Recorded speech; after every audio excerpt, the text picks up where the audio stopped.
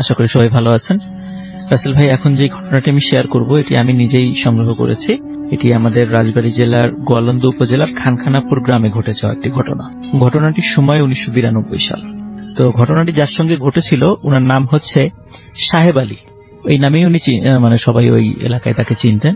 তো ওনার সাহেব আলী নর্মালি উনি একজন কৃষক ছিলেন এবং ওনার একটা অভ্যাস ছিল, সেটা হচ্ছে যে রাতের বেলা উনি ওই টর্চ লাইট নিয়ে, এবং আমাদের স্থানীয় ভাষায় এটাকে টেটা বল, টেটা দিয়ে উনি মাছ ধরতে যেতেন, মাছ শিকারে যেতেন আর কি।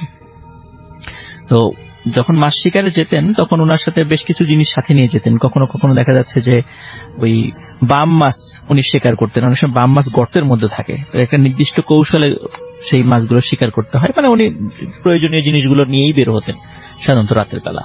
তো ভোরের দিকে আবার ফিরে আসতেন, তো ঘন্টা 4-5 ঘুমাতেন, আবার উনি মাঠে চলে যেতেন। এটা ছিল তার একটা দৈনন্দিন একটা রুটিন। স্পেশালি বর্ষাকালে উনি এই রুটিনটা ফলো করতেন। তো ওনার স্বভাব অনুযায়ী একদিন উনি বর্ষাকালে রাতের বেলা বের হয়েছেন মাছ ধরার জন্য। তো উনি যখন, রাসেল একটু বলে রাখা ভালো যে খানখানাপুরের থেকে কিন্তু পদ্মা নদী খুব বেশি দূরে নয়।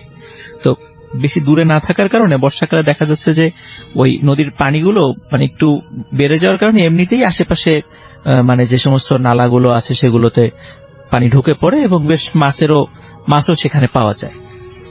ওই সময়টা বেশ মাছ শিকারের ওই জায়গাটাতে ভালো একটা মৌসুম আর কি। তো উনি যখন রাত্রেবেলা যেদিন বের হয়েছেন, বের হওয়ার পরে উনি একটা গর্ত ফলো করলেন, যে উনি চিন্তা করেন এই গর্তের মধ্যে একটু চেষ্টা করে দেখি কোনো মাছ বা বাম মাছ আছে কিনা। তো উনি চেষ্টা করছিলেন। উনি প্রথমে যারা, আমি যদিও রাসেল ভাই এই টাইপের মাছ ধরা কখনো দেখি নাই, তো আমি যতটুকু শুনেছি আর কি, যে ওই বাম মাছ ধরার জন্য গর্তের মধ্যে বড়শিতে কোনো খাবার দিয়ে ভিতরের দিকে ছুড়ে দিতে হয়। তখন মাছ ওটা খেলে পারে, ওরা আস্তে আস্তে ওইটা নাকি নিজের দিকে টেনে নেওয়ার চেষ্টা করে, তখন আবার আস্তে আস্তে টেনে টেনে মাছটাকে বের করে নিয়ে আসতে হয়। এটা নাকি প্রক্রিয়া আর কি। তো উনি খেয়াল করছিলেন যে উনি এক গর্তের মধ্যে ওই বড়শির সাথে উনি খাবার দিয়ে যখন গর্তের ভিতরে ফেলে দিলেন, তো সাধারণত ভিতরে মাছ থাকলে মাছ ওটা খেয়ে ফেলে সাথে সাথে। তো উনি ফলো করলেন সেটা হচ্ছে যে এটা ভিতরে দেওয়ার সাথে সাথে মনে হলো ভেতর থেকে কে যেন ওই বড়শিটা ছুঁড়ে আবার বাইরে ফেলে দিল। তো উনি তো খুব অবাক হলেন, কি ব্যাপার, এইরকম ঘটনা তো আমার লাইফে কখনো দেখিনি, যে গর্তের ভিতরে আমি বড়শি দিলাম অথচ সেটা আবার বাইরে ছুঁড়ে ফেলে দিল। ভিতরে গর্তের মধ্যে আবার পানি আছে, তো এটা কি কারণে হতে পারে উনি কিছুতেই বুঝতে পারছিলেন না। তো উনি চিন্তা করলেন যে এখানে নিশ্চয়ই মাছ আছে, বা উনি বেশ একটু অ্যাস্ট্রোনিস্ট হলেন, চিন্তা করলেন নিশ্চয়ই এখানে বড় মাছ আছে বা কিছু একটা আছে, যে কোনো ভাবে এখানে আমাকে মাছটা ধরতেই হবে। উনি বারবার ট্রাই করছিলেন, বারবার যতবারই ফেলেন ততবারই উনি এটা এই করে আর কি, বারবার ওই বড়শিটা বাইরে চলে আসছিল। তো হঠাৎ এক সময় উনি বড়শিতে টান অনুভব করলেন। তখন উনি দেখলেন যে হ্যাঁ, এইবার মনে হয় ভিতরে থাকা মাছটা হয়তো বা ওইটা খেয়ে ফেলেছে। তখন উনি বেশ টানতে থাকেন মাছটাকে বাইরে নিয়ে, কিন্তু অনেক টানাটানি করার পরেও ওনার শরীরের সমস্ত শক্তি দিয়ে উনি সেটা পেরে ওঠে না। তখন উনি চিন্তা করলেন যে যেহেতু সকাল হয়ে যাচ্ছে, তো এখন থাক। উনি একটা শক্ত একটা লাঠি বা ইটের সাথে উনি ওই ইটা বেঁধে রেখেছিলেন, সুতোটা বেঁধে রেখেছিলেন, যাতে করে ওই বড় যে লাঠিটা সেটা তো আর গর্তের মধ্যে দিয়ে ঢুকে যেতে পারবে না, আড়াআড়ি করে রেখে দিয়েছিলেন, যাতে করে ওইটা সকালে আবার লোকজন নিয়ে এসে গর্তটা আর একটু চওড়া করে ভিতরতে মাছটাকে বের করা যায়। কিন্তু রাসেল ভাই, উনি সকালবেলা আবার বাসায় গিয়ে যখন লোক নিয়ে আসছেন, এসে দেখেন যে সবকিছুই ঠিক আছে, লাঠির জায়গায় আছে, কিন্তু সুতোটা ছেঁড়া। তো এটা উনি একদম স্বাভাবিকভাবে নিয়েছেন যে এটা একদম নর্মাল ব্যাপার, হয়তো বা মাছ টানাটানি করে সুতো ছিঁড়ে চলে গেছে। এটাই উনি একদম অ্যাজ ইউজুয়াল হিসাবে নিয়েছেন, যেটা নিয়ে উনি অন্য কোনো চিন্তাও ওনার মাথায় আনেন নাই। কিন্তু এর রাসেল ভাই 2-3 দিন পরে ওনার একটা সমস্যা দেখা দেয়। সেটা হচ্ছে যে ওনার ডান হাতে একটা ঘায়ের মতো দেখা যায়, এবং মাত্র কয়েকদিনের মধ্যে সমস্ত হাতে সেটা ছড়িয়ে পড়ে। এবং উনি যখন ডাক্তার দেখাতে যান, ডাক্তার বলেন যে আপনার হাতের যে অবস্থা, তো এখন যদি কোনোই থেকে এটা কেটে না ফেলা হয় তো তাহলে সমস্ত শরীর আস্তে আস্তে ধরে যাবে। ডাক্তার পরামর্শ দেয়। এখন সবাই জিজ্ঞেস করে যে এটা কিভাবে হলো, বলে যে আপনার হাতে পয়জন লেগেছিল। এখন উনি বলে যে কিভাবে লাগলো আমি তো ঠিক বুঝতে পারছি না, এই কয়েকদিনের মধ্যেই লেগে গেল। এখন অন্য লোকরা বলে যে তুমি যেহেতু রাতের বেলা মাছ টাছ ধরো, অনেক সময় লেগে যেতেও পারে। তো যাক, এই বিষয়টা নিয়ে কেউ অতটা মাথা ঘামায়ও নাই আসলে। তো ওনার রাসেল ভাই ডান হাতের কোনোই থেকে কেটে ফেলতে হয় আর কি। এরপরে মোটামুটি 4-5 মাস উনি মানে ওইভাবে কোনো কাজ করতে পারেন না, তারপর আস্তে আস্তে উনি সুস্থ হয়ে ওঠেন আর কি। তখন ওনার শুধু বাম হাত ছিল এবং ওইভাবেই উনি কৃষি কাজগুলো করতেন। তো এর মধ্যে রাসেল ভাই ওই সময় তো বর্ষাকাল শেষ হয়ে যায়, পরবর্তীতে আস্তে আস্তে শীতকাল আসে। তো শীতকাল আসার পরে উনি মানে ওনার বাসার একদম পাশেই একটা ডোবা ছিল এবং পানি খুব কম ছিল সেখানে, একদম মানে নর্মাল একটা ডোবা আর কি। তো উনি রাতের বেলা হঠাৎ মানে একদিন রাতের বেলা মানে উনি শুনছিলেন যে ডোবার মধ্যে মানে পানির মধ্যে খুব মানে খলখল শব্দ হচ্ছে, মানে বড় টাইপের মাছ যদি মাঝে মাঝে পানি নাড়াচাড়া দিলে যেরকম শব্দ হয় ঠিক ওরকম শব্দ। যেহেতু উনি মাছ টাছ ধরতেন, এই শব্দগুলোর সঙ্গে উনি পরিচিত ছিলেন। তো উনি চিন্তা করলেন যে এইখানে ডোবার মধ্যে তো মাছ আসার কোনো সম্ভাবনা নাই। অনেক সময় দেখা যাচ্ছে যে যেহেতু গ্রামীণ পরিবেশ, অনেক সময় বড় বড় গুই সাপ থাকে, সেগুলো হয়তো বা ব্যাং ধরার জন্য চলে আসতে পারে এখানে, এইটাই হতে পারে। তো উনি এই বিষয়গুলো এইভাবেই উনি নিয়েছেন। এরকম রাসেল ভাই প্রতিদিনই কিন্তু একটা নির্দিষ্ট সময়ে সেটা হতো। উনি এটা খেয়াল করতেন যে প্রায় রাত 1টা বা 1:30 বা 2টার দিকে এরকম শব্দটা হতো এবং বেশ খানিকক্ষণের শব্দ হওয়ার পরে আর এই শব্দটা হতো না। তো উনি একদিন চিন্তা করলেন যে আসলে এই জিনিসটা কি, আমি একটু দেখি। তো একদিন রাতের বেলা রাসেল ভাই উনি যখন এই শব্দটি শোনেন, উনি তখন টর্চ লাইট নিয়ে বের হন।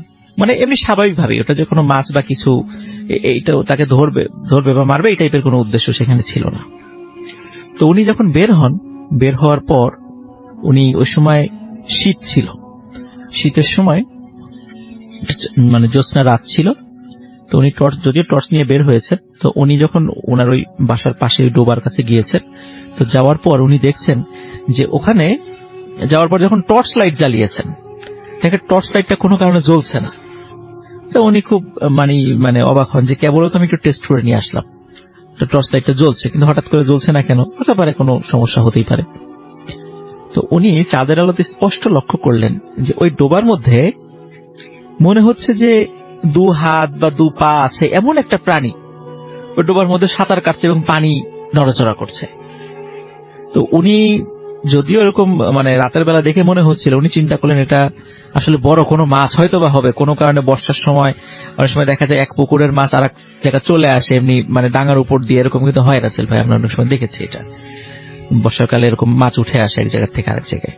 তো উনি চিন্তা করেন হয়তো এরকম কোনো কারণে চলে আসছিল, তো এইটা হয়তো এরকম হতে পারে রাতের বেলা এটা এরকম করে। তো উনি ওই রাতের বেলা রাসেল ভাই আর কোনো চিন্তা ভাবনা করেন না, উনি বাসায় গিয়ে শুয়ে পড়েন। চিন্তা করেন কালকে রাতের বেলা আবার বা দিনের বেলা আমি একটু ট্রাই করবো। কিন্তু দিনের বেলা অনেক খোঁজাখুঁজি চেষ্টা করেন, দেখে যে না এরকম কোনো মাছের কোনো অস্তিত্বই নেই সেখানে। কিন্তু রাতের বেলা রাসেল ভাই যখন আবার ওই ধরনের শব্দটা হয়েছিল, তখন উনি ওই ট্যাটা নিয়ে বের হন, যেটা উনি সাধারণত মাছ শিকার করতেন যেটা দিয়ে। তো এটা নিয়ে বের হওয়ার পর উনি যখন দেখলেন যে ওই সত্যি রাতের বেলা গত রাত্রে উনি যেটা দেখেছিলেন আর কি ওরকম একটা জিনিস ওর মধ্যে সাঁতার কাটছে, উনি ওনার ট্যাটাটা ছুঁড়ে মারেন। কিন্তু সেটা লক্ষ্যভ্রষ্ট হয় এবং উনি একটা বিষয় খেয়াল করেন যে ওই জিনিসটা আস্তে আস্তে পুকুর মানে পানি থেকে ডাঙার উপর উঠে আসে এবং উঠে এসে ঠিক মানুষের মতো হাঁটতে হাঁটতে পুকুরের আর এক পাশে চলে যায় এবং আস্তে আস্তে মিলিয়ে যায়। তো উনি রাসেল ভাই এই জিনিসটা দেখে তখন হলো ভয় পান, এই প্রথম ওনার মনের মধ্যে একটা সন্দেহ সৃষ্টি হয়। তখন উনি সকালবেলা বাসায় বলেন যে এই ঘটনা ঘটেছে।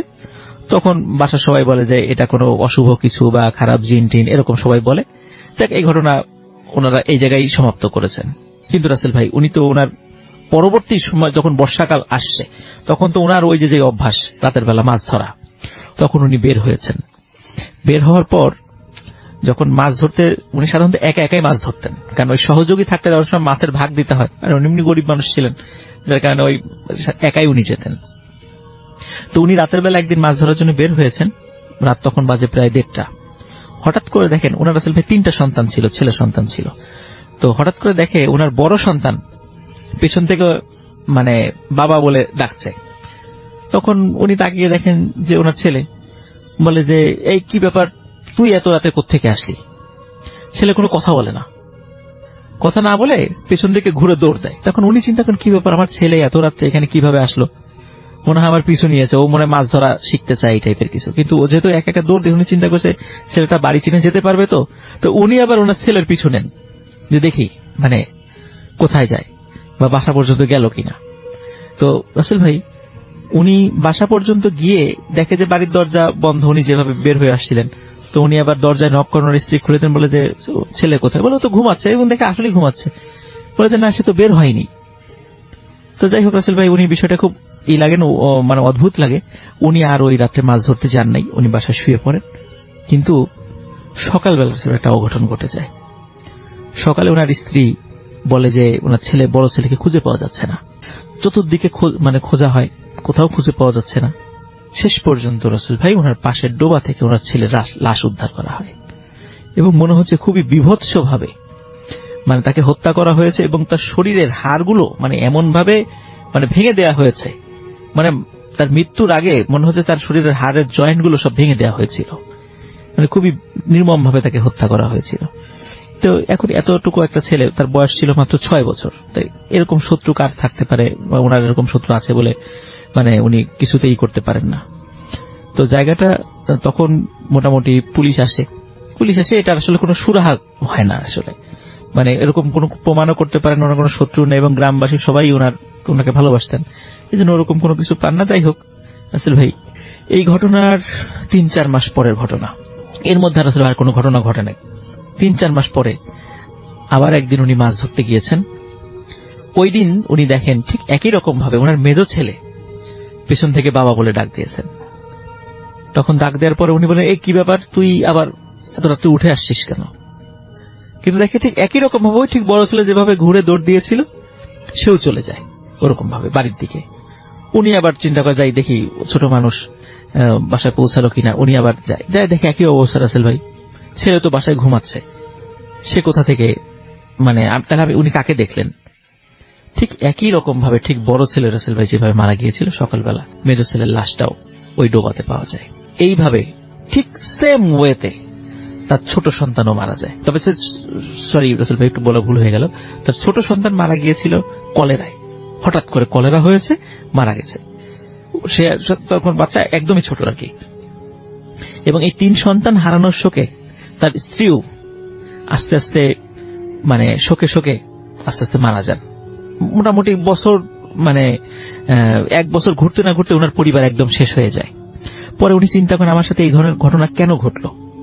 তখন উনি একজন আলেমের শরণাপন্ন হন।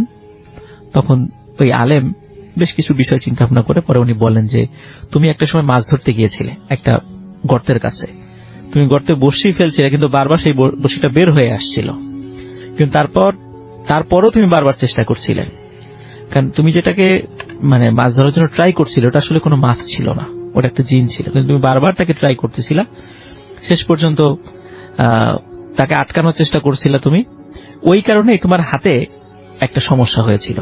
এটা আসলে এমনিতে কোনো পয়জন লাগে নাই, যার কারণে তোমার হাতটা কেটে ফেলতে হয়। এবং এইটার প্রতিশোধ হিসাবেই, তারা আসলে ভালো দিন ছিল না, এটার প্রতিশোধ হিসাবেই তারা আস্তে আস্তে তোমার পরিবারকে শেষ করে দিয়েছে।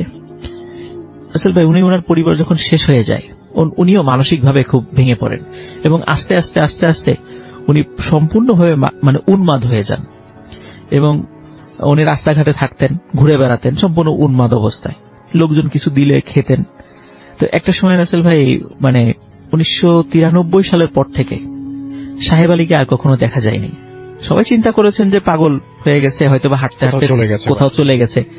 তো এটা নিয়ে আসলে কারো কোনো মাথা ব্যথাও নাই, কেউ হয়তো বা খোঁজও করেন নাই, কিন্তু অনেকে এই গল্পটা করেন আর কি। ওখানে আসলে আদৌ সাহেব আলী এখন জীবিত আছেন কিনা আমরা জানি না, বা কোথায় আছে তাও আমরা বলতে পারবো না। এটা ছিল রাসেল ভাই ফার্স্ট।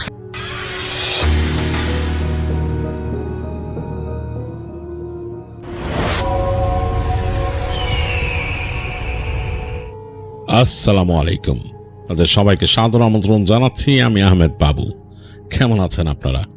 আশা করি সবাই ভালো আছেন।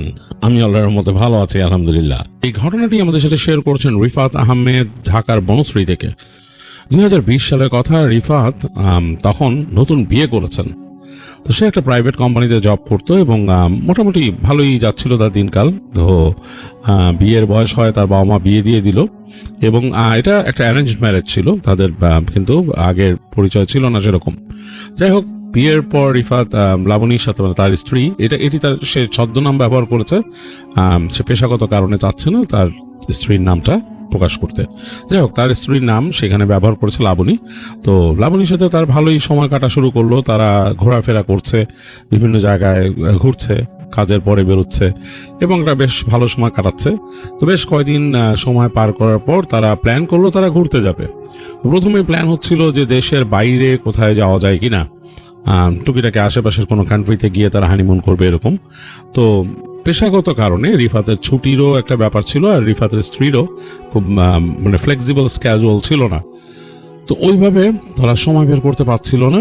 এবং নতুন চিকিৎসক, রিফাতের স্ত্রীও চিকিৎসক হিসেবে যে খুব পুরনো তা না, সে কেবলই মানে তার মানে আর কি ইন্টার্ন শেষ হয়েছে, সে জয়েন করেছে কাজে। তো যাই হোক, এরকম সময় হঠাৎ তারা ঠিক করলো যে আমরা 2 দিনের জন্য একটা ট্যুরে যাব। তো 2 দিনের জন্য ট্যুর চিন্তা করতে করতে তারা বাংলাদেশের কোন একটা জেলায় কোন একটা অংশে, এই জায়গাটার নাম রিফাত প্রকাশ করতে চাইছে না, তো সুতরাং এই কারণে আমিও সেটা বললাম না আপনাদেরকে, যে কোনো একটা জায়গা, একটা লেকের আশেপাশে কোনো একটা জায়গায় তারা ঘুরতে যাওয়ার সিদ্ধান্ত নিল। যাই হোক, বাসায় প্রিপারেশন নিয়ে 2 জন চলে গেল এবং যথারীতি সময় মতো সেখানে পৌঁছে তাদের কাছে বেশ লাগছে, খুব সুন্দর জায়গা, চিমছাম একটা জায়গা। এবং তারা ওখানে গিয়ে তাদের এক বন্ধুর মাধ্যমে এখানে একটা রিসোর্ট বুক করেছে, সেটা একটা ইকো রিসোর্ট। মানে তো জানছেনই যে মানে খুব প্রাকৃতিকভাবে তৈরি করা জিনিসপত্রগুলো, এবং লেকের উপরে একেবারে খুব সুন্দর একটা জায়গা। আশেপাশে সেই রিসোর্টে উঠলে দেখা যাচ্ছে রিসোর্টের বিশাল জায়গা, সেখানে ঘোরাফেরা করার জায়গা আছে, তাদের নিজস্ব রেস্টুরেন্ট আছে, গাছপালা অনেক সুন্দর। আর রিসোর্টগুলো ঠিক লেকের ওপরে বানানো, মাচা করে দেয়া এরকম, মানে লেক থেকে একটু দূরেই মাচা করে সুন্দর করে করা, মানে রিসোর্টের বারান্দায় দাঁড়ালে একেবারে লেক দেখা যায়। আর এখানে যে কটেজগুলো তারা নিয়েছে, যেটা হচ্ছে হানিমুন কটেজ বা এরকম, তো এখান থেকে দেখা যাচ্ছে যে একটা কটেজ থেকে আরেকটা কটেজ খানিকটা দূরত্বে, বেশ দূরত্বে, মানে মোটামুটি কেউ কারোর সাথে কানেক্টেড না। এখান থেকে মানে খুব একটা দাঁড়িয়ে যদি কেউ জোরে ডাক দেয় ওই পাশের কটেজে শোনা যাবে কিনা কি জানি, এরকম একটা অবস্থা। আর দেখা যাচ্ছে যে তাদের কটেজ থেকে বেশ এরকম ঘুরে বাঁক নিয়ে আর একটা কটেজ ওখানে। তো রিফাত মনে করলো যে এগুলো সন্ধ্যার পরে একটু অন্যরকম লাগবে, মানে কারণ এখানে সে খুব একটা ল্যাম্প পোস্ট এগুলো দেখেনি। তো যাই হোক, ভালোই লাগলো তার কাছে, সে মনে করলো যে ভালোই সময় কাটবে। তো তারা ওখানে পৌঁছেছিল সকালবেলা, খুব সকালে। তো সকালে তারা একটু ঘোরাঘুরি করে যখন এখানে এসে উঠছে তখন 10টা-11টা বাজে। তো তাদের লাগেজ রেখে তারা মোটামুটি ফ্রেশ ওখান থেকে বের হয়ে ঘোরাফেরা করলো, যেখানে বেড়াতে গেছে সে এলাকাটা দেখলো, বিভিন্ন যে একটা জায়গা দেখলো। এর মাঝে দুপুর হয়ে গেছে। তো দুপুরবেলা তারা ঘুরতে আসছে এক জায়গায়, এসে এখানে খেতে বসলো লাঞ্চের সময়। তো খাবার দাবার অর্ডার করতেছে, এবং ওই জায়গায় মাছই বেশি অর্ডার করে মানুষ। তো বিভিন্ন রকম খাবার দাবার, মাছ এগুলো অর্ডার করে তারা বসছে খেতে। তো এই সময় রিফাতের ওয়াইফ লাবণী, সে তখন তার মোবাইল ফোন নিয়ে ব্রাউজ করতেছিল। তো মোবাইল ফোন ব্রাউজ করে তার সোশ্যাল মিডিয়ায় তার অন্য 2-1 বন্ধুর সাথে কথা হলো। তো একজন তাকে বলতেছে যে সে লাবণীদের এক বন্ধু, সেও এই মেডিকেল গ্রাউন্ডে চাকরি করে, মানে সেও ডাক্তার, সে নাকি ওইখানে ওই জেলাতেই আছে যেখানে নাকি লাবণীরা বেড়াতে গেছে। এই কথা শুনে তো লাবণী বেশ অবাক হয়ে গেছে, কারণ সে অবাক মানে কারণ সে এখানে আসলো, তার বান্ধবী এখানেই আছে, এটা খুব অবাক কাণ্ড। তার সাথে বেশ ক্লোজ ছিল, তারা যখন একসাথে পড়তো, তারা এমনকি তারা যখন ইন্টার্ন করছে তখনও বেশ ক্লোজ ছিল। আর লাবণী বিয়েতেও আসছিল বান্ধবী, কিন্তু এরপরে লাবণী আসলে বিয়ের কারণে এতটা ব্যস্ত হয়েছে, শ্বশুর বাড়িতে আসছে, অনেক কিছু আর কি, তার জীবনে বেশ একটা ব্যস্ত সময় কাটছে। তো দেখা যেত যে সে তার সার্কেলের সাথে খুব একটা সময় দিতে পারে নাই। তো এর মাঝেই হয়তো অনেকেরই অনেক জায়গায় পোস্টিং হয়েছে, অনেক জায়গায় চলে গেছে, বিদেশে গেছে কেউ এরকম। তো সে খুব অবাক এই বান্ধবীর এই মানে কথা শুনে যে ওখানে আছে। তো সাথে সাথে তার ফ্রেন্ডকে বলে লাবণী যে ওর কি আগের নাম্বারই আছে নাকি নাম্বার নতুন আছে। তো সেই ফ্রেন্ডও তাকে আবার নতুন নাম্বারও একটা দেয়, বলে যে ওখানে আরেকটা অপারেটর ভালো চলে। তো যাই হোক, নাম্বার দিছে, আর আগের নাম্বারটা তো আছেই লাবণীর কাছে। তো সে বন্ধুরে বললো যে তাহলে আমি ওকে যোগাযোগ করি, বলেই সে মানে সাথে সাথে ফোন করছে, আগের নাম্বারেই ফোন করছে। ফোন করার পরে বান্ধবী ধরছে, ধরার পর বলতেছে কি রে, কি অবস্থা, তুই এতদিন পর এসে গল্প করতেছে। লাবণী তখন বলতেছে যে বলতো আমি কোথায়, বলছে কোথায়, বলে আমি আসি তোর, তুই যেখানে আছিস সেখানেই আসি। তুই ফ্রেন্ড তো একদম অবাক হয়ে গেছে, কি বলিস, বলে হ্যাঁ আমি অমুক জায়গায় আছি, অমুক রেস্টুরেন্টে, যে চলে আয়। তো বান্ধবী বলছে যে এখনই চলে আসবো কেমনে রে, আমি তো একটু ব্যস্ত। বলে যে না, তুই চলে আসতে হবে এখনই, যেভাবে হোক এখানে আয়। তো তখন তার বান্ধবী বললো যে আচ্ছা ঠিক আছে দাঁড়া, আমি আসতেছি, মানে 1/2 hour থেকে 45 minutes লাগতে পারে, একটু ওয়েট কর, এসে পড়তেছি আমি। তো লাবণী খুব খুশি, লাবণী বললো আচ্ছা তাড়াতাড়ি আয়। তো লাবণীর হাজব্যান্ড জিজ্ঞেস করতেছে, মানে রিফাত জিজ্ঞেস করতেছে যে কি ব্যাপার, তোমার ফ্রেন্ড পেয়ে গেলে এখানে, কি আজব কাণ্ড, হোয়াট এ কোইন্সিডেন্স। বলতো যে হ্যাঁ খুবই আজব কাণ্ড না, আমি এরকম অমুকের সাথে কথা বলে দেখি ও নাকি এখানে আছে। তো রিফা তো মোটামুটি মনে মনে একটু খুশি হলো যে যাক, ওর ওয়াইফের সাথে যদি ফ্রেন্ড থাকে, ওয়াইফ ওইটা নিয়ে একটু ব্যস্ত থাকবে, এই ফাঁকে সে একটু বাইরে যে একটু হাঁটাচলা করতে পারবে 2-1 মিনিট আলাদা আলাদা, মানে নিজের মতো একটু সময় কাটাতে পারবে 2-4-5 মিনিট। তো যাই হোক, এরকম তারা কথা বলতে বলতে এর মাঝে তার বান্ধবী চলে আসলো। তো লাবণীর এই বান্ধবীর একটা ছদ্মনাম এখানে দিয়ে দিচ্ছি, তার নাম এখানে ধরে নিলাম মিথিলা। তো মিথিলাও বেশ খুশি এসে, সে তার ফ্রেন্ডকে দেখে এবং ফ্রেন্ডের হাজবেন্ডকে দেখে যে ওরা এখানে আসছে, তো বলতে তোদের দুজনকে বেশ মানাইছে, আমি তো আসলে বিয়ের পর আর দেখি নাই তোদের, আজকে দেখলাম ভালোই লাগতেছে এবং এইভাবে দেখা হবে এটা ভাবি নাই। তো রিফা তো বললো যে হ্যাঁ আপনার সাথে দেখা হয়ে বেশ ভালো লাগতেছে আমাদের এখানে, ও তো আসছে, ও তো এখানে, আমি আরও এখন হাঁটতে কেউ নাই, তো এখন আপনাকে পেলো আরও ভালো একটা জিনিস, আপনারা ফ্রেন্ডস।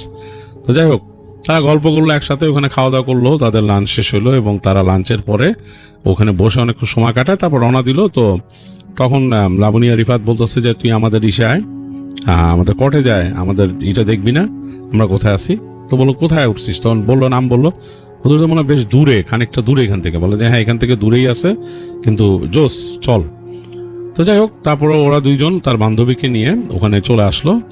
এখন ওখানে আসার পর তারা নামছে, ওখানে একটা সিএনজি স্কুটারে করে গেছে, নেমে হেঁটে ঢুকতেছে, হেঁটে হেঁটে খুব সুন্দর প্রকৃতি। এখন তখন দুপুর গড়ায় গেছে, বিকাল বিকাল হয়ে গেছে এবং পাখির ডাক আসতেছে পাশ থেকে এবং সময়টা খুব সুন্দর ছিল। তখন বসন্তের সময় কোকিল ডাকতেছে, এছাড়াও নানা রকম পাখির ডাক, অনেক সুন্দর, মানে বাতাসে পাতাগুলো উড়ে উড়ে যাচ্ছে, না পাতা যেগুলো শুকনো পাতা সেগুলো সরে যাচ্ছে, নতুন নতুন পাতা আসতেছে গাছে, খুব সুন্দর। তো তিনজনে হেঁটে যাচ্ছে তাদের যে রিসোর্টের রাস্তা দিয়ে, খুব কোয়াইট একটা রাস্তা। তো তখন অনেকখানি চলে আসছে এবং দেখা যাচ্ছে যে একটু ওখানে পাহাড়ি এলাকা হওয়াতে আলোটা একটু ডিমড হয়ে গেছে, কমে গেছে। তো তখন তার বান্ধবী বলতেছে, লাবণী বান্ধবী বলতেছে মিথিলা যে তোরা এই এরকম নির্জন রিসোর্টে আসছিস একা একা, তাও খানিকটা দূরেই, তো যদি আগে বলতি তাহলে তোদের জন্য, আমাকে যদি জানাইতি আগে, তাহলে আমি তোর জন্য একটা মানে ভালো জায়গা অ্যারেঞ্জ করতাম, যে জায়গাটা একটু মানে শক্তপোক্ত, মানে একটু শহরে ভাব আছে যেখানে শহরের মধ্যে। তো তখন বলতে তোরে কিভাবে জানাবো, তখন লাবণী বলতে তোরে কিভাবে, তো জানি না তুই এখানে আসিস। বলে তাও ঠিক, বলে তোদের দুজনে ভয় লাগবে না এখানে, যেহেতু একদম নীরব হেঁটে যাচ্ছে। বলছে না কিসের ভয়। তো যাই হোক, হাঁটতে হাঁটতে তারা তাদের যে কটেজটা ওটার সামনে আসলো, আসলে একদম নীরব, মানে একদম পাখির ডাক শোনা যাচ্ছে এবং দেখা যাচ্ছে যে কোকিল ডাকতেছে, তার মধ্যে আবার অনবরত একটা পাখি ডাকতেছে আর ক্যাট ক্যাট ক্যাট ক্যাট শব্দ হচ্ছে পোকার। তো গেল এখানে বসলো, গল্প করলো। তো বলতেছে তখন মিথিলা বলতেছে তোদের এই জায়গাটা আমার কিন্তু একটু কেমন জানি গা কাটা দেওয়ার মতো লাগতেছে। বলে কেন, কেমন যেন একটু ভয় ভয় লাগতেছে, একেবারে পানির উপরে এসে। বলে যে তোর ওই জায়গাটা কেমন, তুই যেখানে থাকিস। বলে আমি তো থাকি এখানে বাসা ভাড়া করে, ওটা তো শহরের ওইখানে, ওটা সুন্দর, খারাপ না, বিল্ডিং বাসা, এবং ওখানে তো আর এই ধরনের ফিল নাই। তোর এটা কেমন জানি আমার কাছে লাগতেছে, মানে পুরো মধ্যে জঙ্গলের মধ্যে, আর দেখ আলো কমতেছে, কেমন জানি লাগতেছে। তো যাই হোক, ওরা অনেকক্ষণ গল্প করলো, সামনে যে বারান্দায় বসে গল্প টল্প করলো। তো গল্প করতে করতে খুব জমে উঠছে লাবণীর সাথে মিথিলার, বিভিন্ন গল্প বিভিন্নই। তো তখন অলরেডি সন্ধ্যা হয়ে গেছে। এর মাঝে রিফাত চায়ের কথা বলছিল তাদের রিসোর্টের লোকদের, তো চারা দিয়ে গেছে, চা দিয়ে গেছিল, চা নাস্তা খেলো। খেতে খেতে অন্ধকার হয়ে যাচ্ছে এবং অন্ধকারে বুঝতেছে যে জায়গাটা কিন্তু যথেষ্ট অন্ধকার, আলো খুব একটা নাই। ওই যে দূরের কটেজের সামনে একটা বাতি জ্বলতেছে, তাদের কটেজের সামনে একটা বাতি জ্বলে উঠছে, আর এই যে ওয়াকওয়েতে মানে যে প্যাসেজ যে হেঁটে যাওয়ার ওইসব জায়গায় কোনো আলো নাই, মানে অন্ধকার হয়ে গেছে এরকম। তো তখন বান্ধবী বলতেছে এই বাসায় যাইতে হবে রে আমার, এরকম রাত হয়ে গেলে আমি বাসায় কেমনে যাবো, আর আমার তো একা। তখন রিফাত বলছে আমি এগিয়ে দিয়ে আসবো, আপনাদের অসুবিধা নেই, চলেন আমি এগিয়ে দিয়ে আসি, দুজনকেই নিয়ে যাই একসাথে, আমি চলে আসবো আমরা। এই বলে তারপর বেরোলো তারা ওইখান থেকে। তো বের হয়ে তারা ওখান থেকে খুঁজে একটা নিল, সিএনজি নিল, এবং তাদের এটা নিতে একটু কষ্ট হচ্ছে, কারণ দেখলো যে তাদের যে এই রিসোর্ট বা কটেজ এইটার সামনে কোনো সিএনজি ছিল না। হাঁটতে হাঁটতে হাঁটতে অনেক দূর এসে তাদের ওইখানে দেখছে যে 2টা সিএনজি দাঁড়ায় আছে, সেখান থেকে একটাকে নিয়ে তারা গেছে অলরেডি, কিন্তু তখন মানে একেবারে সন্ধ্যা গড়ায় গেছে, মানে অন্ধকার হয়ে গেছে প্রায়। যাই হোক, ওখানে যাচ্ছে, যেতে যেতে ওই অনেক ঘুরে টুরে শহরের মধ্যে ঢুকে সেই বান্ধবীর বাসার সামনে আসলো। আসার পর তো যখন ওরা মানে পৌঁছাচ্ছিল, তখন বান্ধবী তাকে বলতেছে, মানে লাবণীকে বলতেছে তার ফ্রেন্ড মিথিলা, যে তুই আজকে আমার এখান থেকে যা, হ্যাঁ আমরা দুইজন আজকে রাতে গল্প করি, কালকে সকালে এসে ভাইয়ার সাথে দেখা করিস। তো তখন রিফাত বলতে আরে এটা কেমন কথা, আমরা আসছি হানিমুনে, আপনি ওরে আজকে নিয়ে যে কিডন্যাপ করতে যেতে, এটা কেমন কথা। এটা কোনো কথা হলো নাকি? এটা এমনি দিন আসবেন, এটা কথা, আমরা একটু সময় কাটাবো একসাথে। তো তার দেখতেছে যে এখন লাবণী তার বান্ধবীর কথায় অনেকটাই গলে গেছে। সে বলছে হ্যাঁ আমি আজকে থাকি ওর সাথে, অসুবিধা কি, ওর সাথে দেখা হয় না, আমার অনেকদিন কথা হয় না। তার হাজবেন্ডকে অনেক রিকোয়েস্ট করছে। তো রিফাত একটু এটাতে মন খারাপ করছে, মানে সে একটু তার মুখ কালা হয়ে গেছে। কিন্তু লাবণী তার বান্ধবীর সাথে কথা বলতেছে, গল্প করতেছে। তো তখন বলতেছে আচ্ছা থাক, আমি চলে আসবো তোমার সাথে। তো এক পর্যায়ে সেই ফ্রেন্ডের বাসার সামনে চলে আসলো, দেখলো যে একটা এরকম বাড়ি, হ্যাঁ 3 তলা একটা বাড়ি, ওইটা এমনি পাকা বাড়ি, নর্মাল বিল্ডিং। ওখানে থামছে, থামার পর নামলো, নামার পরে তখন রিফাত ওই সিএনজি এলাকা বলতেছে যে আপনি দাঁড়ান, আমরা ফেরত যাব, হ্যাঁ মানে এখান থেকে, কেন পাওয়া যায় না তো এখানে। আবার বলে তো সিএনজি এলা বলছে সামনে গেলে পাবেন আরো সিএনজি। বলে না না আপনার নিয়ে যাবো। লোকটা বলছে না আমি যাবো না, আপনি আমার ছেড়ে দেন। তো একটু অবাক হলো রিফাত যে কি জন্য এই লোকটা। বলছে আপনার বেশি টাকা দিব না, আপনাকে ভাড়া বাড়াই দিব। বলে না আপনি ছেড়ে দেন আমাকে, এখানে ভাড়া বাড়ানোর কিছু নাই। তো যাই হোক সে সিএনজি এলাকা ছেড়ে দিল, ছেড়ে দিয়ে তখন দাঁড়ায় আছে। তো দেখ বান্ধবী মানে তার ওয়াইফ আর সেই ফ্রেন্ডের লাবণী আর ইসের কথা শেষই হয় না। মিথিলা দুজন গল্পই করতেছে, এখন তারা হাত ধরে গল্প করতেছে। তো তখন মিথিলা রিকোয়েস্ট করলো আরেকবার রিফাতকে, ভাইয়া ওকে আজকে রাতটা দেন আমাদের, আজকে রাতটা আমরা একটু সময় কাটাই একসাথে, আপনার রাত্রেবেলা ফোন করবে, হ্যাঁ চিন্তা করেন না, আপনি আজকে থাকেন না, ওকে ছেড়ে দেন আজকে। তো রিফাত দেখতেছে লাবণীও মুখটুক একদম মানে কেমন করে বলতেছে, তার দিকে রিকোয়েস্ট করতেছে যে মানে প্লিজ এরকম করতেছে। তো রিফাতের একটু রাগই লাগছে তার ওয়াইফের উপরে, তো কিছু বলতে পারতেছে না। এর মধ্যে তখন দেখলো যে লাবণী বলল মিথিলাকে যে 1 সেকেন্ড দাঁড়া, বলে সোজা এসে রিফাতকে হাত ধরে টেনে নিয়ে বললো তুমি এরকম করতেছো কেন, আমাকে একটা দিন, আমার সাথে ওর সাথে দেখা হয় না, কতদিন আমরা একসাথে ছিলাম, আমরা একসাথে কত সময় কাটাইছি, ফ্রেন্ডের সাথে দেখা হয় নাই, সেই আমাদের এখন বিয়ে হওয়ার পর কারোর সাথে আমার দেখা নেই, অনেক কিছু তাকে বলতেছে। তো রিফাত তখন বলছে আচ্ছা ঠিক আছে তুমি যাও, তুমি যাও, আমার ফোন করো, পরে কথা হবে, বলে সে রাগ করে হাঁটা দিচ্ছে। তো বলছে রাগ করতেছো কেন? তো রিফাত জাস্ট হাত দেখাইলো, মানে বুঝাইলো যে ইটস ওকে, বলে হাত দেখাইলো। তো তখন দেখতেছে যে আবার তার ওয়াইফ আসতেছে, এসে তাকে রিকোয়েস্ট করছে। তো সে বলে রাস্তার মধ্যে এগুলো করো না, যাও তুমি থাকো, আর তোমার বান্ধবীর নাম্বারটা আমার দিয়ে দাও। তো তখন ওর বান্ধবীর নাম্বারটা, সে খুব খুশি, মানে লাবণী খুব খুশি। তো দেখা গেল মিথিলার নাম্বারটা তাকে দিয়ে দিল, দিয়ে বললো যে কোনো দরকার হলে কল করো, আর রাত্রে তো আমি কল করতেছি তোমারে, তুমি আজকে রাতটা থাকো, কালকে তো আমরা আছি, আমরা একদিন বাড়ায় থাকবো, এখানে অসুবিধা নেই, একদিন আমরা এখানে বাড়ায় নিব, অসুবিধা নেই। তো রিফাত তো একটু মানে রাগ করছে, আর কি বলবে। বিদায় নিয়ে এসে হাঁটা দিল সামনে। তো বলছে তুমি সিএনজি নাও, আমাদের সামনে দিয়ে যাও। বলে না তোমাদের সামনে দিয়ে যাওয়া লাগবে না, আমি যাচ্ছি। তো রিফাত হাঁটতে হাঁটতে সামনে চলে আসলো, দেখতেছে যে অনেক দূর পর্যন্ত সে হেঁটে আসছে, কিন্তু কোনো মানে এরকম খালি সিএনজি যাচ্ছে পাশ দিয়ে এরকম পাচ্ছে না। আর তার মনের মধ্যে বেশ রাগ এবং একটা চাপা ক্ষোভ জন্ম নিচ্ছে, তার স্ত্রীর প্রতি অভিমান, যে এরকম একটা সময় একটা তারা আসলো এখানে, এসে তাকে এরকম ভাবে একলা মানে ছেড়ে দিল তার ওয়াইফ।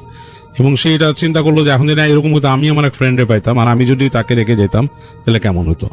এগুলো সে নিজে নিজে চিন্তা করতেছে এবং বেশ বিষোদ্গার করতেছে। করতে করতে হাঁটতে হাঁটতে এক পাশে যে সামনে যে দেখছে যে একটা এরকম সিএনজি দাঁড়ানো, তাকে বললো যে অমুক জায়গায় যাবা নাকি। তো সিএনজি রাজি হয়েছে তার কথা শুনে, তো উঠছে, উঠে যাচ্ছে।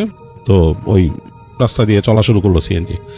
চলতে চলতে এরকম করে মোড় নিয়ে, রাতের বেলা রাস্তাগুলো পুরো ডিফারেন্ট লাগতেছিল, মানে তারা যখন আসছে তখন সন্ধ্যা, আর এখন রাত, অন্ধকার হয়ে গেছে, কেমন দিন লাগতেছে রাস্তাটা। এবং দুই পাশে এরকম পাহাড়ের মতো এবং বাঁকা রাস্তা, পানি এর মানে এই পাশে পানি, লেক এর মধ্যে দিয়ে যাচ্ছে। তো সিএনজি ওয়ালা বলতেছে যে স্যার এই জায়গায় মানে কি একা একা উঠছেন? বলে যে হ্যাঁ। কে একাই ঘুরতে আসছেন? সিএনজি ওয়ালা জিজ্ঞেস করতেছে। বলে না ভাই, আসছিলাম তো বউ নিয়ে, তো বউ আবার এখানে বান্ধবীরে খুঁজে পাইছে আর বাসায় থাকতেছে। মানে আপনি একলা থাকবেন? তখন রিফাত আবার চিন্তা করলো যে একলা যেটা বলা ঠিক না। সে বলে যে আছে, মানুষ আছে ওখানে, অসুবিধা নেই। বলে ওখানে গেল, যে একদম তার যেই যে রিসোর্টে তারা উঠছিল ওখানে নামলো। নামার পর দেখতেছে একদম শুনশান, শুধু সামনে যে সাইনবোর্ডটা ওইটা সামনে একটা বাতি জ্বলতেছে, আর কিছু নাই, মানে বোঝার উপায় নেই যে এখান থেকে এন্ট্রান্স। তো যাই হোক সে সিএনজি ওয়ালারে ভাড়া দিল, দিয়ে সিএনজি ওয়ালা বললো স্যার সাবধানে যান। সিএনজি ওয়ালা বলতেছে স্যার সাবধানে যান। বলে কেন, কি হয়েছে? না এমনি রাস্তা দিয়ে যাইবেন, অন্ধকারের মধ্যে দিয়ে, আলো টালোই তো দেখি না এনে। বলে না না অসুবিধা নাই ভাই, থ্যাংক ইউ, বলে সে হাঁটা দেয়। তো হেঁটে হেঁটে যাচ্ছে, আসলেই সে দেখতেছে যে অন্ধকার।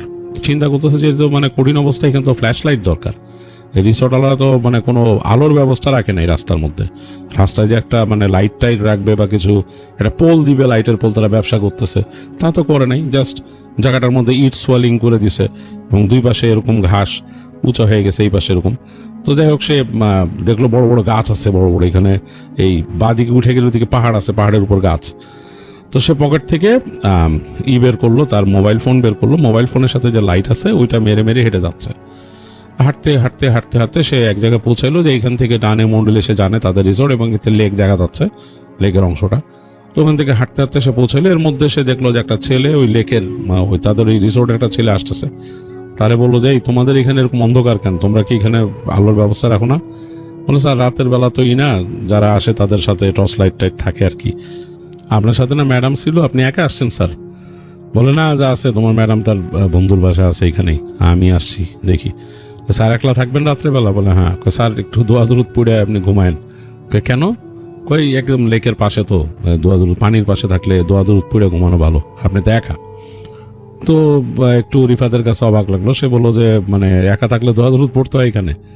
স্যার এটা বুঝেন না, লেক পাহাড়, এখানে এখানে গাছপালা, এখানে দোয়া দরুদ পড়ে ঘুমানো ভালো, আপনার জাস্ট বললাম আর কি। এই আর কিছু লাগলে বলেন, ওখানে একটা নাম্বার আছে, নাম্বারে ফোন দিলে আপনার দিবে, পাঠাই দিবে রুমে কিছু লাগলে। বলে আচ্ছা ঠিক আছে। তো বলে হাঁটতে হাঁটতে রিফাত চলে আসলো রুমের সামনে, দেখতেছে যে হ্যাঁ রুমে যে সামনের বাতিটা জ্বালাই গেছে ওইটা জ্বলতেছে, এবং অনেক পোকা ওই বাতির আশপাশ দিয়ে ঘুরতেছে, মানে পোকামাকড় উঠতেছে এরকম একটা অবস্থা, এবং কেমন জানি লাগতেছে। রিসোর্টটা দেখতে দিনের বেলা যত সুন্দর লাগছিল, রাতে এই একটা বাতি জ্বলা অবস্থায় বারান্দাটা কেমন জানি তার কাছে লাগতেছে, এটা একটু স্পুকি স্পুকি।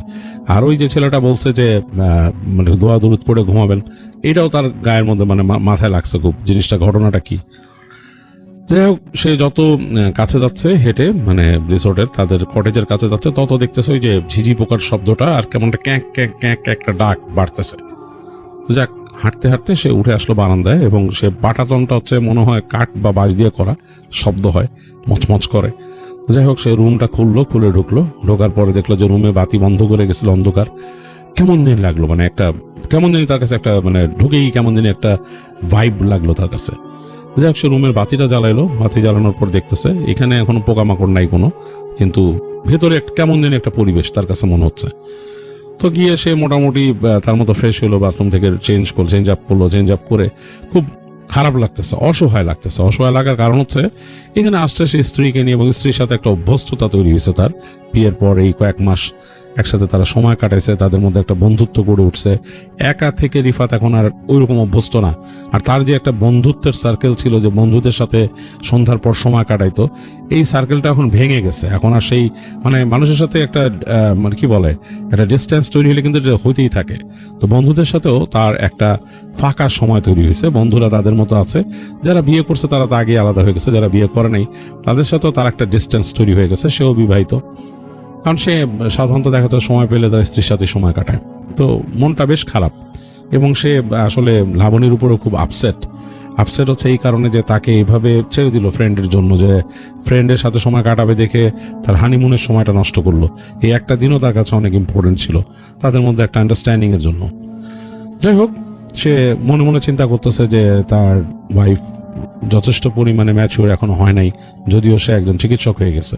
এগুলো ভাবতে ভাবতে সে মোটামুটি তার মতো চেঞ্জ আপ করে সে পেছনের বারান্দায় গেল। চিন্তা করলো যে ওখানে বসে সে একটু স্মোকিং করবে, তাহলে যদি সময়টা কাটে। হেঁটে গিয়ে পেছনের দরজাটা খুলে বেরোলো। এখানে বের হয়ে দেখতেছে যে এখানে পরিবেশটা আরেকটু অন্যরকম। মানে যেহেতু তখন বসন্তের সময়, যেটা বলছি যে বাতাস বইতেছে অনেক সুন্দর, গাছের নতুন পাতাগুলো তীর তীর করে কাঁপতেছে, আর শুকনো পাতা যেগুলো পড়েছিল সেগুলো মাটি থেকে উড়ে চলে যাচ্ছে, সামনে গিয়ে পড়তেছে। পানির মাঝে বেশ কিছু শুকনো পাতা পড়া, এবং খুব সুন্দর লাগতেছে, বাতাসের ঘ্রাণটাও খুব সুন্দর। তো তখনও তার মধ্যে একটু বিষাদ ভর করলো। সে চিন্তা করলো যে আসলে এখন আমার আর লাবণীর বসে সময় কাটানোর কথা, কিন্তু এটা কেমন হলো। যাক, সে ওয়াইফকে মিস করতে করতে সে একবার চিন্তা করলো যে আমি একটা ফোন করি ওকে। তো সে ফোন করলে দেখছে রিং বাজতেছে, তার ওয়াইফ ধরে না, এম কেটে গেল। বিরক্ত আবার করলো, এরকম 2-3 বার করার পরে তার ওয়াইফ ধরলো, দেখতে হাসতেছে, মানে খুব মানে দুজনে খুব মানে মনে হচ্ছে যে খুব গল্প গুজব হচ্ছে এখানে, যে আরে কি অবস্থা, বুঝাইছো তুমি, কি ঘটনা কি। তো রিফাতের খুব রাগ লাগলো, মানে তার ওয়াইফের এই আনন্দ দেখে খুব রাগ লাগলো। কারণ হচ্ছে যে আরে আমি আর ওয়াসু আমাকে মিস না করে বন্ধুর সাথে সময় কাটাইতেছে এবং তার আনন্দ করতেছে। তারপর ওয়াইফ বলতেছে, তাকে লাবণী বলতেছে যে আরে এইখানে ওর আরো ফ্রেন্ড আছে, ওরা মানে তার সাথে রুমমেট যারা, ওরা এমনি মজার এবং ওদের সাথে বেশ জমছে, এই সেই হ্যান ত্যান। তো বলে আচ্ছা ঠিক আছে, তাহলে তুমি জমাও, আমি রাখি, বলে সে রেখে দিল ফোনটা। তো মনে হলো না যে তার রাখাতে সে ভাবছিল যে তার ওয়াইফ তাকে কল ব্যাক করবে সাথে সাথে, যে তার যে অভিমান এটা বুঝতে পারবে, দেখলো যে না, তার ওয়াইফ এই অভিমানটা বুঝতে পারলো না। তো রিফাতের মনটা বেশ খারাপ হয়ে গেল। সে বেশ খানিকক্ষণ বসে এখানে স্মোক করলো। সে তার এক বড় ভাই ছিল ঢাকাতে, তাকে ফোন করলো। বড় ভাইয়ের সাথে কিছুক্ষণ গল্প করলো। তো বড় ভাইও তাকে বেশিক্ষণ ফোনে রাখতে চাইলো না, কারণ বড় ভাই মনে করতেছে যে সে আসছে ওখানে সেই হানিমুন কাটাইতে, ওর সাথে কি গল্প করবো এই সময়। সে বলতে ভাই কেমন আছেন, কি অবস্থা, এই সেই হ্যান ত্যান গল্প। তো দেখলে বড় ভাইও খুব একটা তাকে সময় দিল না, কারণ বড় ভাই ভাবতেছে যে সে এখানে ভালো সময় কাটাচ্ছে। তো রিফাত বেশ একা হয়ে গেল। ফোনটা রাখার পরে মন খারাপ করে অনেকক্ষণ বসে, তো সে তার সিগারেটটা ফেলে দিয়ে সে উঠে আসলো রুমে। চিন্তা করলো কিছুক্ষণ সে সোশ্যাল মিডিয়া ব্রাউজ করে তারপর ঘুমায় যাবে। আসলে কিছু করার নাই, কারণ রাতটা একদম তার কাছে নিঃসঙ্গ হয়ে যেতেছে এবং খুব ভারী হয়ে যাচ্ছে। তো অনেকক্ষণ হয়ে গেছে। সে এক সময় এরকম মোবাইল ঘাঁটতে ঘাঁটতে ব্রাউজ করতে করতে সে আলোটা একদম কমায় রাখছিল। তার ওখানে ঘরের মধ্যে একটা টেবিল ল্যাম্প দিছে তারা, ওইটাতে এমনি আলো কম, তো ওই কম আলোটা জ্বালায় রেখে সে শুয়েছিল বেড সাইডে। এক সময় সে ঘুমায় পড়লো। ফোনটা তার পাশে পড়ে গেছে মনে হয় বিছানার পাশে, তার খেয়ালই নাই। অনেকক্ষণ পর রিফাতের ঘুম ভাঙছে। ঘরের মধ্যে বেশ ঠান্ডা, ঠান্ডাটা মানে মারাত্মক রকমের ঠান্ডা। সে থরথর করে কাঁপতেছে লিটারেলি। তো সে চিন্তা করতেছিল যে মানে মানে মনে হয় শীতটা বেশি পড়ছে, ঘুমের মধ্যে ভাবতেছিল। সে লেপ টেপ এগুলো চিন্তা করে ওই ওই বিছানার চাদর টাদর যা ছিল, একটা পাতলা কমফোর্টার ছিল, ওইটা গায়ের মধ্যে টেনে নিছিল। তো শীত মানতেছে না, এটাতে থরথর করে কাঁপতেছে সে। তো সে হঠাৎ করে উঠে বসছে, ঘুম থেকে উঠে তাকায় বুঝতেছে যে শীতে কাঁপতেছে সে, পাটাও মনে হইতেছে জ্বলতেছে ঠান্ডায়। তো সাথে সাথে সে পাটাকেও পেঁচায় নিচেই দিয়ে, সে পরা ছিল এখানে 3/4 টি শার্ট। বেশ শীত লাগতেছে। সে উঠে তাকায় দেখতেছে যে তার রুমের ভেতরে যে টেবিল ল্যাম্পটা ছিল ওটা নেভানো, অন্ধকার, ঘর অন্ধকার। সে মনে পড়ছে, মানে ওঠার পরপরই তার ইমিডিয়েটলি মনে পড়ছে যে সে একটা রিসোর্টে আছে, সে একা, এটা তার মনে পড়ছে পুরা। কিন্তু এত ঠান্ডা কেন? এখন তো এত ঠান্ডা না, এখন বসন্তের সময়, এরকম সবাই একটা হালকা চাদর নিলে হয়ে যায় গায়ে। তো সে থরথর করে কাঁপতেছে, চিন্তা করছে ব্যাপারটা কি, এত ঠান্ডা পড়লো কেন হঠাৎ করে, নাকি আমার জ্বর আসতেছে। নিজের কপালে নিজে হাত দিয়ে বোঝার চেষ্টা করলো। তো দেখলো যে না, মানে বুঝতে পারতেছে না, কারণ বোঝার উপায়ও নাই। তা তাড়াতাড়ি হাতড়ালো, অন্ধকার দিকে হাতড়াইলো মোবাইল ফোনের জন্য। তো তার মোবাইলটা হাতে বাঁধলো, বাঁধার পর সে চাপ দিল। তো মোবাইলে যখন সে চাপ দিচ্ছে, মোবাইলের জ্বলতেছে না, বাতি জ্বলতেছে না। সে মাঝখানে যে হোম বাটন চাপলো, তারপরও বাতি জ্বলে না, মানে অ্যাজ ইফ যে মোবাইলে কোনো চার্জ নাই। সে ফোনের যে মেন লক বাটন চাপলো, ওইটা তো কোনো মানে মোবাইল মোটামুটি পুরোপুরি আনফাংশনাল, কোনো ফাংশন করতেছে না। অবাক হয়ে গেল যে সে আলটিমেটলি যখন সে এখানে ব্রাউজ করতেছিল, তার মনে আছে অ্যাবাভ 50% চার্জ ছিল তার মোবাইলে। এত দ্রুত মোবাইল ড্রেন আউট হওয়ার তো কথা না।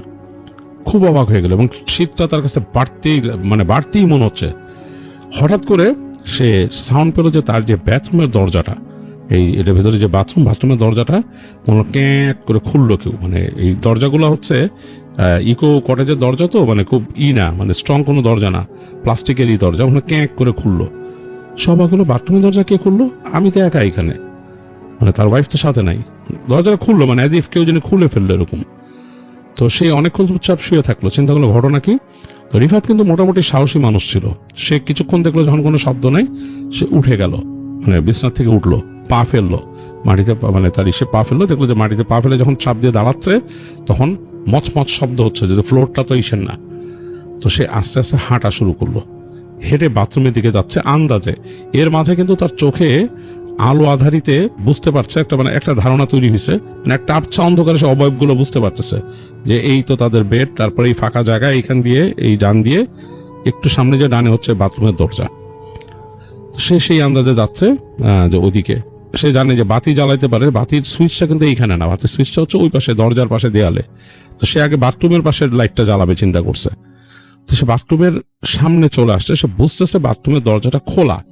ওই যে দরজা খুলে গেছিল বাথরুমের দরজাটা, সে বুঝতে পারতেছে খোলা, এবং ভেতরে অন্ধকার আরো গাঢ়, কারণ এই বাইরে এখানে তো হালকা আলো আধারি, তার ওই যে পর্দার ফাঁক দিয়ে সে রুমের মধ্যে দেখতেছে। তো ওইখানে গাঢ় অন্ধকার, ওখানে তো পর্দা নাই কোনো, ডিপ অন্ধকার বাথরুমটা। তো সে আস্তে করে দরজার কাছে গিয়ে সে হাতে করে ওই যে সুইচে হাত দিল, টস করে সুইচটা টিপলো, কিচ্ছু জ্বললো না। মানে সুইচ টক টক টক টক কয়েকবার মারলো, কোনো বাতি নেই।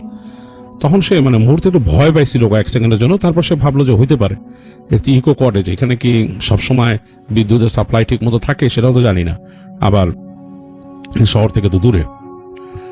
তো এই চিন্তা করে সে মাথাটা একটু ঠান্ডা ভাবে চিন্তা করলো, আচ্ছা মানে ঠিক আছে, কিন্তু শীত কিন্তু মারাত্মক লাগতেছে, তার প্রায় দাঁতে দাঁত বাড়ি খেয়ে যাচ্ছে, এরকম একটা অবস্থা। এই সময় তার কাছে মনে হলো যে বাথরুমের মধ্যে কেউ একজন আছে, কেন বাথরুমে তো গাঢ় অন্ধকার, এই গাঢ় অন্ধকারের মধ্যে তার কাছে মনে হচ্ছে যে আরো গাঢ় একটা অন্ধকার, ঠিক যেই জায়গাটা তাদের শাওয়ারটা, ওই যে উপরে শাওয়ার দেওয়া, সে শাওয়ারের নিচের অংশটায় মনে হচ্ছে কেউ দাঁড়ায় আছে। এবং সে পুরো মানে অনুভব করতেছে একটা এরকম মানে একটা মানে এনার্জি টাইপের এরকম দাঁড়ায় আছে। এবং তারপর সে শব্দ পেল, করে পানি পড়া শুরু হলো, মানে শাওয়ারটাকে অন করে দিছে, ঝর্ণার পানি পড়তেছে ভেতরে। এবার রিফাত বেশ ভয় পাইছে, রিফাত সাথে সাথে 2 পা পিছন দিকে চলে আসছে। এই সময় সে তার কটেজের দরজায় নক শুনলো, টাক টাক টাক টাক। রিফাত এখন বলতে কে কে, ওখান থেকে কোনো উত্তর নাই। সে আবার বলল কে, তখন সে চাপা কণ্ঠে তার স্ত্রীর নাম শুনলো, এই লাবণী দরজা খুলো। রিফাতের সারা শরীরে রোম দাঁড়ায় গেল, যে এখন কয়টা বাজে সে জানে না, যেহেতু তার মোবাইলের বাতি জ্বলে নাই। এই সময় লাবণী কোত্থেকে আসবে, আর তাকে যেভাবে ডাকছে এই লাবণী দরজা খুলো, সে মানে সে অবাক হয়ে গেছে, এইভাবে তো বলে না লাবণী। তো সে তাড়াতাড়ি, এবং সে বাথরুমের ওখানে কে, বাথরুমের ভেতরে কে, সে তাড়াতাড়ি কয়েক পা পিছায় দৌড় দিয়ে আসছে, এসে দরজার কাছে এসে বাতির সুইচের মানে ঘরের বাতির সুইচটা চাপছে, দেখে না বাতি জ্বলে না। এই সময় ঠিক সে দরজার পাশে দাঁড়াচ্ছিল, আবার দরজা না খুলো। তো রিফাত বলতেছে এই কে, লাবণী তুমি কোত্থেকে আসছো এত রাতে, এগুলো বলতেছে, কোনো উত্তর নাই। এটা বলতে বলতে সে চিন্তা করলো, হোয়াট ইফ লাবণী আসলেই এসে থাকে, কোনো সমস্যা হয়, সে তার তো মোবাইল বন্ধ, হয়তো তাকে মোবাইলে ফোন করে পায় নাই, তার বান্ধবীকে কাউকে সহ নিয়ে আসছে। কারণ আজকালকার অনেক মানুষই আছে যাদের কাছে মোটরসাইকেল থাকে বা পার্সোনাল একটা ভেহিকেল থাকেই, অনেক মেয়েরা আছে স্কুটি চালায়। তো সে আস্তে করে দরজাটা খুলে ফেলছে, ঠাস করে দরজাটা খুলে ফেলে কটেজের। দরজাটা খোলার পর সে একটা ডিস্টিংগুইশ মানে টেম্পারেচার টের পায়, যে সে যেখানে দাঁড়ায় আছে কাঁপতেছিল ঠান্ডায়, সেই ঠান্ডার সাথে বাইরের টেম্পারেচার মানে বিশাল এরফের। বাইরের টেম্পারেচার হচ্ছে গরম সেই তুলনায়, ঘরের মধ্যে মনে হচ্ছে ঠান্ডা এসি, এবং তার রুমে যে এসি আছে এটা কিন্তু বন্ধ। মানে হ্যাঁ, এটা হইতে পারতো যে এসি যদি চলতো, সেটা কিন্তু দেখছে যে এসি কিন্তু বন্ধ, এসি চলতেছে না ওখানে, কারণ বাতি জ্বলে না, কারেন্ট নাই, ইলেকট্রিসিটি নেই ওখানে। এবং তার সামনে যে বারান্দা সেটা লাইটও কিন্তু বন্ধ, সে ওই লাইটের সুইচটাও চাপছে, জ্বলে নাই। কিন্তু সে আবহাওয়ার তারতম্য টের পাইছে, মানে ভেতরে ঠান্ডা আর বাইরে মনে হচ্ছে যে বসন্তের ওয়েদারটার মনে হচ্ছে গরম, মানে একটা মনে হচ্ছে যে একটা মানে পুরা মানে বাতাসের মানে কি বলে জলীয় বাষ্পর একটা হলকা ঢুকছে। তো সে তাড়াতাড়ি বাইরে চলে আসছে, তার কাছে মনে হচ্ছে কেন জানি বাইরের এনভায়রনমেন্টটা বেটার। সে বাইরে চলে আসছে বারান্দায়। ওখানে আসার পরও সে ডাইনিং মামা, তার কাছে কেউ নাই, কিন্তু সে কিন্তু একটু আগে শুনছে এই লাবণী মানে তার ওয়াইফ বলছে। তো এই পর্যায়ে সে চিন্তা করলো যে আমি কি ভুল শুনছি বাইরে থেকে যে ডাকটা, তাহলে দরজা কে নক করলো, একদম স্পষ্ট শুনছে সে, এবং সে তো জাগ্রত। এই সময় হঠাৎ করে সে আবার ডাক শুনলো, তার নাম ধরে ডাকতেছে, রিফাত, এই রিফাত, এরকম ডাকতেছে। এবং তার যে ওই ইসের থেকে নেমে, তাদের কটেজ থেকে নেমে বাদিকে চলে গেছে মোড় নিয়ে, লেকটা ওই জায়গায় সে ডাকছে, এবং ডাকটা বেশ একদম স্পষ্ট তার স্ত্রীর কণ্ঠে। তো সে তাড়াতাড়ি কি করলো, দৌড় দিল, মানে একদম প্রায় দৌড়ই দিল, প্রায় দৌড়ায় সে ওই যে নিচের সামনে যে কয়টা সিঁড়ি, সেটা সে মানে প্রায় টপকায় নামলো। নেমে সে হেঁটে ওদিকে যাওয়া শুরু করলো পিছন দিকে, কারণ সে স্পষ্ট তার ওয়াইফের কণ্ঠ শুনছে। তো সে চিন্তা করলো, ওর লাবণী রাতের বেলা এখানে কেমনে আসবে, আর এখানে এসে এরকম আমাকে ডাকতেছে, ব্যাপার কি, মানে ঘটনাটা কি ঘটলো, এটা কি আমার মোবাইল বন্ধ দেখে? তার মাথায় এটাই ঢুকছে যে তার মোবাইল বন্ধ দেখে তারে কোনো বিপদ ভাবছে তার স্ত্রী, এই কারণে এসে। তো সে তাড়াতাড়ি ওদিকে যাওয়া শুরু করছে। তো এই সময় দেখতেছে ওদিকে কুকুরের ডাক শুনতেছে, মনে হচ্ছে 2-3টা কুকুর যদি ডাকতে থাকে কোনো কিছু দেখে, এরকম কেউ কেউ কেউ কেউ করতেছে এরকম করে কুকুর। তো সে চিন্তা করলো, কুকুর তো দেখছিলাম আমরা যখন এই রিসোর্টে আসছি, তখনই দেখছি ওদের ওখানে কুকুর আছে কয়েকটা, ওগুলোই নাকি আবার রাতের বেলা আমাকে দেখে একা কামড় দেয় নাকি, এটাও তার মাথায় চিন্তা আসছে। তার মাথার মধ্যে তখন চিন্তা আসছে তার ওয়াইফের সেফটি নিয়ে, যে ওখানে তো আমার ওয়াইফ আমরা ডাকছে, ও নাকি আবার ও এখানে কুকুর ওকে দেখেই ডাকে নাকি। এই চিন্তা করে সে মানে খুব দ্রুত, যত দ্রুত পারে সামনে গেছে। রিফাত নিজেও কিন্তু কুকুরের থেকে কোনো সেফটি কিভাবে নিবে, কুকুর যদি তাকে আক্রমণ করে সেটাও সে জানে না, কিন্তু সে এখন চিন্তা করছে যে প্রায়োরিটি হলো যে তার ওয়াইফ যদি ওখানে থাকে তো তাকে বাঁচাইতে হবে। এই চিন্তা করে সে ওখানে দৌড় দিয়ে গেছে। তো গিয়ে বাঁ দিকে মানে এই যে তাদের কটেজ, বাঁ দিক দিয়ে মন নিয়ে একটু নিচু হয়ে নেমে গেছে, ওটা পানির মধ্যে জায়গাটা, ডান দিকে কতগুলো গাছ, একটু ফাঁকা জায়গা, একটু ঝোপালো জায়গা ওই জায়গাটা। তো ওই জায়গায় যে সে ঝোপের ওখানে বেশ শব্দ শুনতেছে, মানে মানে কেমন জানি মানে মানে নাড়াচড়া করলে, শুকনা পাতাটা আছে ওগুলো নাড়াচড়া করলে যেরকম, আর কুকুর ডাকতেছে মানে তার থেকে কিছুটা দূরে, খুব কেউ কেউ করে ডাকতেছে কুকুর, মানে কোন স্ট্রেঞ্জার দেখলে কুকুর যেমন ডাকে ওইভাবে। রিফাত পৌঁছায় গেছে, রিফাত মনে করতেছে ওখানে হয়তো লাবণী এসে দাঁড়াইছে, কিন্তু সে লাবণী এখানে দাঁড়াবে কেন, কোর্টে যে আসবে, গেট নক করে আবার এখানে চলে আসবে কেন? তো ওখানে দাঁড়ায় সে গাছের ওখানে গেছে, যে দূরে দেখতেছে একটা অবয়ব দাঁড়ানো, মানে একটা মহিলার অবয়বের মতোই, মানে মেয়ে দাঁড়ায় আছে এখানে। কিন্তু সে খুব অবাক হয়ে গেল যে মানে মেয়েটার চুল লম্বা মাথা থেকে একদম নিচ পর্যন্ত, মানে একদম মাথা থেকে নিচ পর্যন্ত, এবং সেই চুল মনে হচ্ছে পেঁচায় লম্বা হয়ে গেছে লেজের মতো, এরকম এত বড়, এরকম চুলটা, মাথার চুল পেছন দিক থেকে দেখতেছে সে।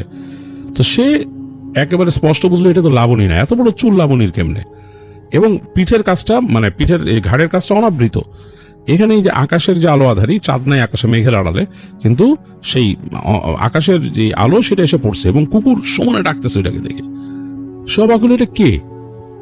একটা নারী দাঁড়ায় আছে, বোঝা যাচ্ছে পেছন দিকে, মানে মাথাটা দেখা যাচ্ছে, এবং চুলের জন্য তার পেছন দিকটা ঢেকে আছে, এত চুল এরকম বড়, সেই গোছা নেমে গেছে পায়ের কাছ থেকে, যে পেঁচা একদম সামনে, অস্বাভাবিক রকম লম্বা, এরকম চুল তো হয় না, সেই চুল চলে আসছে এই সামনে পর্যন্ত। তো রিফাত ভয় পাইছে, তার বুকের মধ্যে ধক করে উঠছে। সে চিন্তা করলো যে এটা লাবণী না, তো ওকে লাবণীর গলায় কেমনে ডাকলো? এই সময় ওই যে নারীটা আবার তাকে ডাক দিল রিফাত, একেবারে তার স্ত্রীর কণ্ঠ, লাবণীর কণ্ঠে। বলছে আমি লাবণী, আবার নিজে বলছে আমি লাবণী, বলে একটা হাসি দিয়ে ঘুরলো তার দিকে, মাথাটা ঘুরাইলো। রিফাতের সাথে সাথে সারা শরীরে মনে হলো যে বিদ্যুতের একদম স্রোত বয়ে গেল পা থেকে মাথা পর্যন্ত। সে তাকায় দেখতেছে একটা ডিফারেন্ট মহিলা, চেহারাটা বেশ অন্যরকম, তার চোখের যে মানে পাপড়িগুলা সেগুলো মনে এক একটা এত বড় বড় হবে, 1-1.5 ইঞ্চি করে, মানে মানুষ তো আর্টিফিশিয়াল ল্যাশ লাগায়, এটা ল্যাশ তো তাও বড় হয়, সে ল্যাশের থেকে 3 গুণ বড় বড় এরকম দুই চোখের মধ্যে। এবং ঠোঁটের কাজটা জানি কেমন বাঁকানো, মনে হচ্ছে দাঁতগুলা বের হয়ে আসবে এরকম মুখ থেকে, এরকম একটাই। তার মাথায় ঘন চুল এরকম গোল হয়ে গেছে, মানে চুলটা এতই ঘন যেরকম গোল হয়ে গেছে, হাত দুইটা সামনের দিকে বাড়ানো।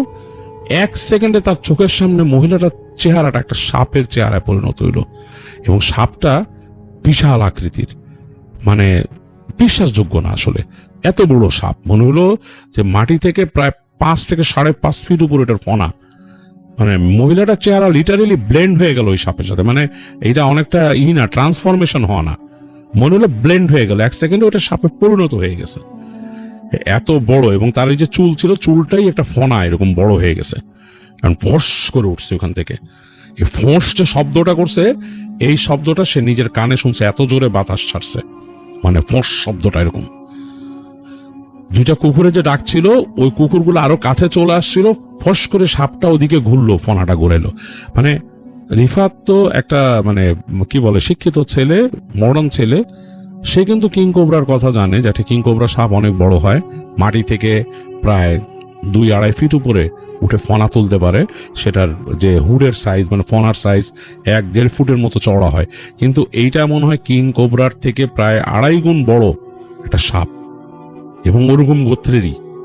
এটা ফস করে ঘুরলো, ওই কুকুর যেদিকে ডাকতেছিল সে বুঝতে পারছে যে কুকুরগুলা কাছে চলে আসছিল, ওদিকে ঘুরলো, এবং ওইটার যে শব্দ ফোঁস, ওই শব্দে কুকুরগুলা কু কু করতে করতে ছেড়ে দৌড় দিছে ওখান থেকে, সে বুঝতে পারছে। সাথে সাথে রিফাত ওখান থেকে দোয়া পড়ে দৌড় দিছে, মানে মুখ দিয়ে অটোমেটিকলি দোয়া বেরিয়েছে তার, দোয়া পড়ে সে ঝেড়ে দৌড় দিছে, দৌড়াইছে, তার কাছে কেন জানি মনে হলো তার পিছনে কিছু আসতেছে।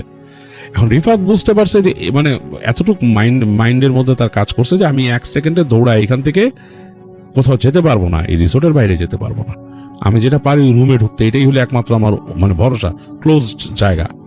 তো রিফাত দৌড় দিয়ে যে ঘরে ঢুকে গেছে, তার ধাক্কা দিয়ে ঘরে ঢুকে ঘরটা লাগাই দিয়ে সে আবার সুইচ টিপসে, বাতি জ্বলে না। তো সে ভয়ের চোটে, এটা তার অটোমেটিকলি তার রিফ্লেক্সে যে কাজ করছে, ভয়ের চোটে সে লাফ দিয়ে তার বিছানায় উঠছে, বিছানায় উঠে অটো রিফ্লেক্সে ভয়ের চোটে সে তার ওই যে কমফোর্টার যেগুলো ছিল সেটা গায়ের উপর টেনে চুপচাপ শুয়ে আছে, মাথাটাও ঢেকে ফেলছে ভয়, এবং দোয়া পড়তেছে।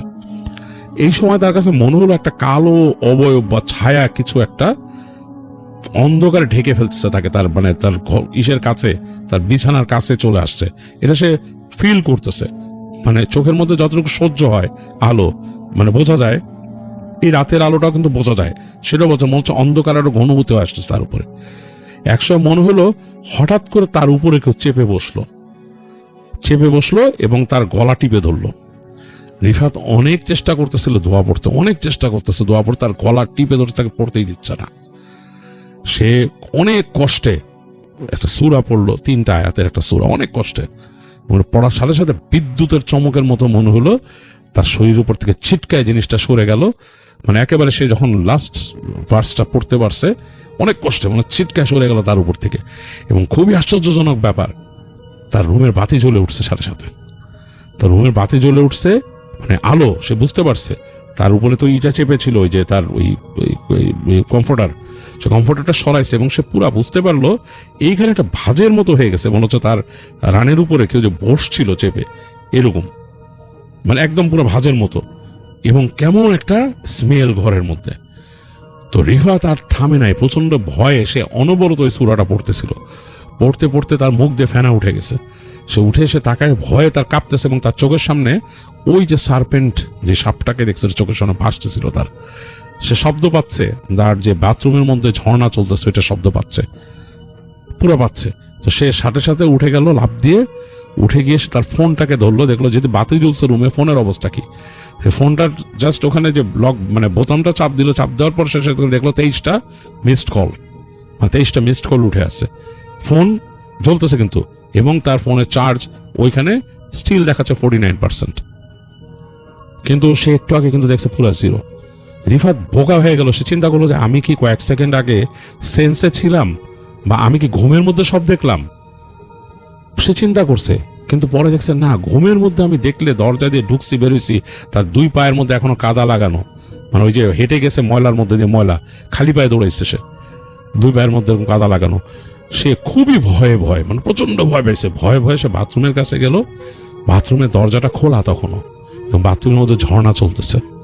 সে তাকায়, তাকায় ঝর্ণার দিকে তাকালো, কেউ নাই, কিন্তু ঝর্ণা চলতেছে। খুবই ভয়ে ভয়ে সে ঝর্ণাটা বন্ধ করছে, করে দরজাটা লাগাই দিল। দরজাটা লাগাই দিয়ে সে ওই দরজা লাগানোর আগে সে জাস্ট কাদা ডুজে ধুলো, 2 পায়ের কাদা ধুলো, ধুয়ে সে এসে দরজা, মানে বাথরুমের দরজা লাগায়, সে তার ওয়াইফকে কল দিল, যে 23টা মিস কল তার ওয়াইফের।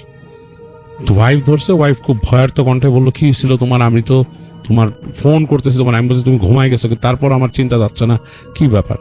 তো তখন সে বললো যে এখানে অনেক ভয়ঙ্কর ব্যাপার ঘটছে, খুব ভালো হয়েছে তুমি আজকে আসো নাই, এটা হয়তো আমাদের কপালে আল্লাহ এইভাবে অ্যারেঞ্জ করে দিছে, তুমি এখানে আসো নাই, এই জায়গাটা আসলে মানে খুবই খারাপ, হন্টেড, তুমি এখন থাকো, আমি সকালবেলায় চেক আউট করে দিব, এখান থেকে চেক আউট করে আসতেছি, আমরা অন্য কোথাও থাকবো, এখানে থাকবো না। তো তার ওয়াইফ তো সাথে সাথে বলছে তুমি এখনই চলে আসো। তো বলছে এখন কিভাবে আসবো, আর তার ওয়াইফের ফ্রেন্ড বলতেছে না এখন আসলে তো ভাইয়া একটু সমস্যা, মানে আমরা তো মেয়েরা থাকি এখানে, কোনো ছেলেকে তো অ্যালাউ করবে না তারা, ভাইয়া একটু কষ্ট করে ওখানে থাকুক। ওই পাশে বলতেছে, মানে ইসের ফ্রেন্ড, লাবণীর ফ্রেন্ড মিথিলা, যে বলতেছে ওখানে থাকুক। তো যাই হোক, সারা রাত মানে বাকি অল্প একটা সময়, অল্প সময় ছিল রাতের, বাকি সময়টা রিফাত আসলে ঘুমাইতে পারে নাই। সে বিছানায় বসে, যেহেতু তার ওই সূরাটা সবচেয়ে বেশি কাজ করছিল তার উপরে, সেই সূরাটা পড়লো, এক নাগাড়ে পড়লো। পড়তে পড়তে পড়তে পড়তে তার মুখে ফেনা উঠে যায়, ঘুমে এক সময় ঝিমুনি এসে যায়, তারপরে পড়ে। একটা সময় সেই আজান শুনছে, দূর থেকে আজান হয়েছে। ওখানে মানে আজান খুব বেশি মসজিদ কাছাকাছি নাই, তো যেই মসজিদে আসলে আজান শুনছে, শোনার সাথে সাথে রিফাত মানে এক লাফ দিয়ে উঠে যে অজু করলো, অজু করে ওই ইসের থেকে কিন্তু জায়নামাজ প্রোভাইড করা হয়েছিল, যে জায়নামাজটা সে বিছাবে কোন দিকে দেখার জন্য সমস্যা, কারণ ওইখানে কোনো নাই, নির্দেশনা নাই, মানে যে মানে পশ্চিম কোন দিকে, কেবলা কোন দিকে। তো খুব ভালো যে রিফাতের ফোনের মধ্যে সেই সেন্সার আছে, সে ওই কম্পাসের যে সেন্সর যেটা লাগে, জাইরো সেন্সর, তো সেটা সে ওই নাড়ার পর দেখলো যে তার কেবলা কোন দিকে, সেটা বুঝে ফেললো, বুঝে সেই দিকে সে তাড়াতাড়ি জায়নামাজ বিছায় নামাজ আদায় করলো, ফজরের নামাজ আদায় করলো, দোয়া পড়লো, সাথে সাথে আবার আমল করলো, দোয়া পড়লো, আবার যেই দোয়া সূরা পড়ে তার কাজ সেটা পড়লো, পড়ার পরে জায়নামাজ রেখে সে গেল যে আবার হাত মুখ ধুবে আর কি। আবার এইবার সে একটা খুব স্ট্রেঞ্জ জিনিস খেয়াল করলো, মানে খুবই স্ট্রেঞ্জ জিনিস। বাথরুমে যে সে খেয়াল করলো যে এই বাথরুমের যে, সে তো একটু আগে দেখছে নামাজ পড়ছে কোন দিকে, সে এখানে যে এরা যে বাথরুম যে বসাইছে, তাদের যে কমোড, তাদের যে কমোডটা বসাইছে, টয়লেট কমোড, সেটা কিন্তু তারা বসাইছে মানে যেখানে বসানো না সেই দিক করে বসানো, এখানে মানে অন্য দিক করে কমোড বসানো, এখানে মানে না মানে মানে সঠিক নিয়মে কমোডটা বসানো না। এইটা দেখে রিফাতের মাথার মধ্যে মানে হঠাৎ করে স্ট্রাইক করলো একটা জিনিস, যে এখানে যারা এই কটেজগুলো বানাইছে তারা এই ব্যাপারে একদমই উদাসীন ছিল, তারা শিওর না যে কিভাবে করছে, তাদের এই দিক নির্দেশনা ঠিক নাই এবং এইখানে হয়তো নেগেটিভ এনার্জি আছে, এখানে আরো বেশিভাবে এটা এই জন্য মানে আর কি গেড়ে বসছে। যাই হোক, রিফাত তাড়াতাড়ি তার জিনিসপত্র গুছায় নেয়, সকাল হওয়ার সাথে সাথে সবকিছু গুছায় নেয়। তার কাছে কেমন জানি একটা ভয় ভয় লাগতেছিল এবং সে আসলে ভুলতে পারতেছিল না রাতের সিনগুলা। সবকিছু গুছায় ওখান থেকে তাড়াতাড়ি যায়, যে ফোন দেয় ওদের এই কটেজের লোকদেরকে। তো ফোন দিয়ে বলে যে আমি চেক আউট করবো। তো ওরা বলে যে স্যার আপনার তো কমপ্লিমেন্টারি ব্রেকফাস্ট আছে, যেটা বলে যে না আমার ব্রেকফাস্ট লাগবে না, আমি চেক আউট করবো, আপনারা আসেন তাড়াতাড়ি, কেউ একজন আসেন, আপনাদের ম্যানেজারকে পাঠান। তো বসেছিল, তার অনেকক্ষণ পর এখানে আসলে তাদের যে ম্যানেজার আছে দায়িত্বে সে আসে। আসার পর সে বলে প্রথমে যে আমি চেক আউট করবো, আপনাকে কিছু কথা বলবো, কথাগুলো এখানে শুনেন। আপনাদের এই কটেজ কিন্তু হন্টেড। এটা কিন্তু অ্যাকচুয়ালি এমন কিছু না যে বৈজ্ঞানিকভাবে আমি প্রমাণ করতে পারবো আপনাকে, কারণ এটার বৈজ্ঞানিক প্রমাণ ওইভাবে দেওয়া যায় না। তবে আপনি নিশ্চয়ই শুনছেন যে আপনার এখানে কোনো গেস্ট এসে ভয় পাইছে অতীতে এবং পায়। আমি এটা শিওর, ড্যাম শিওর, কারণ আপনাদের আমি বলবো না আপনাদের এখানে কথা প্রচলিত আছে। সে আর ওই তার যে ওই যে তাকে বলছে সেটা বললো না, মানে তাদের যে ওখানকার যে একজন কর্মচারী তাকে বলছিল যে স্যার দোয়া পড়বেন, এটা সে আর বলে না। সে বলে আমি শুনছি আপনাদের এখানকার সম্বন্ধে এবং আমি প্রথমে জিনিসটাকে মানে উড়াই দিয়েছিলাম, জিনিসটাকে সিরিয়াসলি নিয়ে নেই, পরে দেখলাম। আর আরেকটা বড় ব্যাপার হচ্ছে আপনাদের রেস্টরুমের আপনার কমোড কোন দিক সেট করছেন দেখেন, এটা কিন্তু এইভাবে সেট করার নিয়ম না। আপনারা অবশ্যই দিক পরিবর্তন করবেন, এটা নাহলে কিন্তু আপনাদের এটা ক্ষতি হবে বা আপনাদের গেস্ট যারা নাকি এখানে আসবে তারা কিন্তু থাকবে না, বুঝে নিয়েন আপনারা। তো সাথে সাথে ম্যানেজার বলে যে স্যার আসলে আমি জানি না, এটা তো আপনি বলছেন আমরা খেয়াল করি নাই, কারণ আমরাও এটা তৈরি অবস্থায় নিয়েছিলাম এবং এইটা যখন তৈরি অবস্থা আমরা নিছি সেটা আরেকটা মানুষের কাছ থেকে আমরা কিনছি, কারণ সে কিভাবে করে রাখছিল এটা আমরা জানি না। অবশ্যই আপনার সাজেশন আমরা নিলাম আর আমরা এটা চেক করব যে আসলে টয়লেটগুলো ঠিক মতো করা আছে কিনা, এবং আমরা এটা যদি প্রয়োজন অবশ্যই সরাই ফেলবো আমরা এই।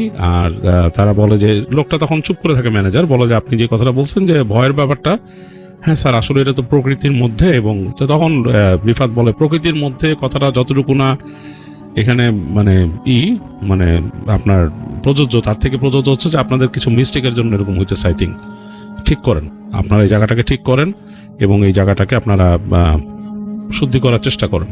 তো যাই হোক, এটাই ছিল আমার কাস্টমার হিসেবে অ্যাডভাইস। আমি তো প্রমাণ করতে পারবো না আমার ব্যাপারটা যে আমি কি দেখছি বা কি, তবে আপনারা আমি মনে হয় চেষ্টা করেন যে এই জিনিসগুলো ঠিক করতে, তাহলে সমস্যা কেটে যাবে। এই বলে সেখান থেকে রিফাত তার থেকে চেক আউট করে নেয় এবং লোকটা তাকে কিছু ডিসকাউন্ট করে দেয়, যেহেতু সে এখানে ব্রেকফাস্ট নেয় নাই কিছু না, এবং তার একটা বিটার এক্সপিরিয়েন্স হয়েছে। তো রিফাত ওখান থেকে চলে আসে তার স্ত্রীর কাছে, লাবণী এখানে, এবং লাবণীর ফ্রেন্ড তখন মানে লাবণীর যে ফ্রেন্ড ছিল যার নাম বললাম মিথিলা ছদ্মনাম, সে ততক্ষণে কল দিয়ে তাদের জন্য আরো একটা রিসোর্ট ঠিক করে ফেলছিল এবং সেটা অনেক সিকিউর, অনেক সুন্দর, অনেক মানে ক্লিন এবং অনেক অর্গানাইজড। যাই হোক, সেইখানে তাদেরকে ট্রান্সফার করে দেয় তারা।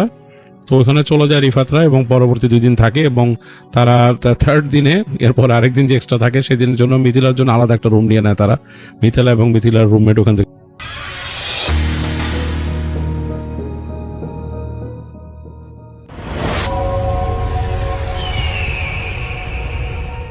হ্যালো লিসেনার্স, হ্যালো রাসেল ভাই, আসসালামু আলাইকুম। আশা করি সবাই ভালো আছেন, ভালোর দলেই আছেন। আমার নাম রিপন, আমি লালমিহাট থেকে বলতেছি।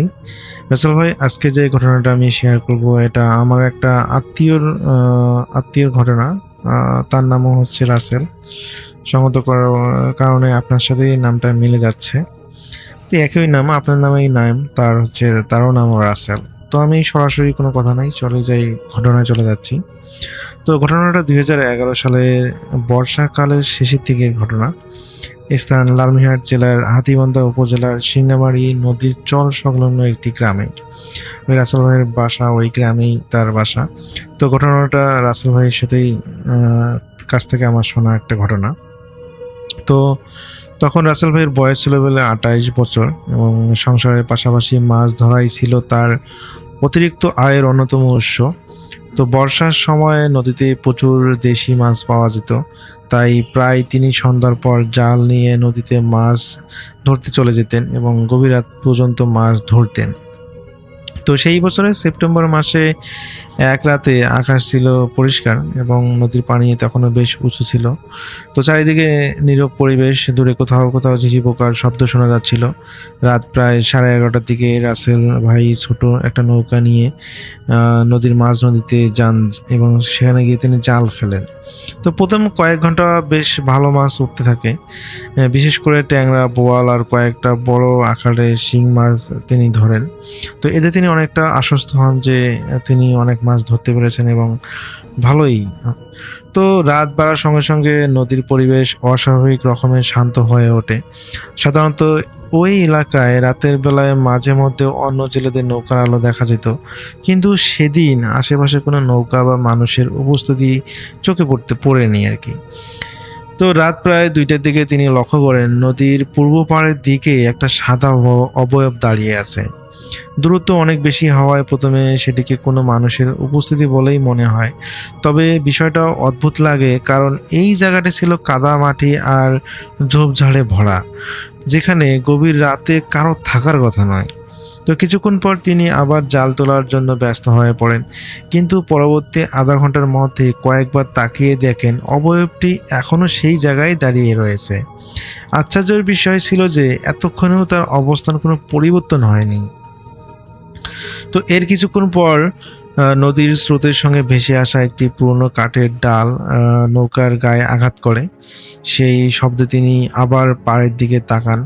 তো এবার দেখতে পান যে সাদা অবয়বটা আগের জায়গায় নেই। চারিদিকে চাঁদের আলো ছড়িয়ে থাকলেও পাড়ের সেই অংশটি অস্বাভাবিক রকমের অন্ধকার মনে হচ্ছিল। তো মাছ ধরার কাজ শেষ করে ভোরের দিকে তিনি বাড়ি আসেন।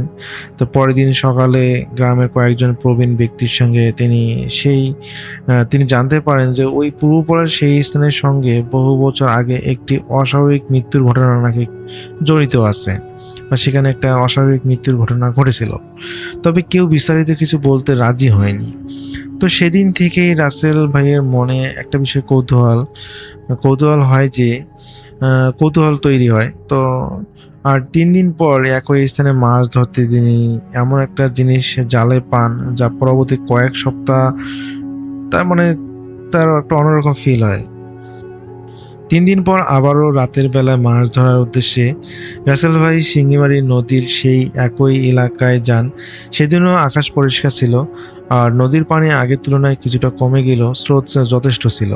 তো রাত 10:30টার দিকে তিনি নৌকা নিয়ে নদীর মাঝামাঝি স্থানে পৌঁছে জাল ফেলেন এবং প্রথম দিকে তেমন কোনো মাছ পড়ছিল না। মাঝরাতের পর হঠাৎ জালে অস্বাভাবিক কিছু ভারী একটা আটকে কিছু যায়। প্রথমে তিনি বড় কোনো বোয়াল মাছ ভেবে জাল টানতে শুরু করেন, কিন্তু জাল ওপরে তোলার পর দেখতে পান মাছ নয়, কাদামাটি শ্যাওলা ঢাকা একটা পুরনো পিতলের কলস জালে আটকে আছে।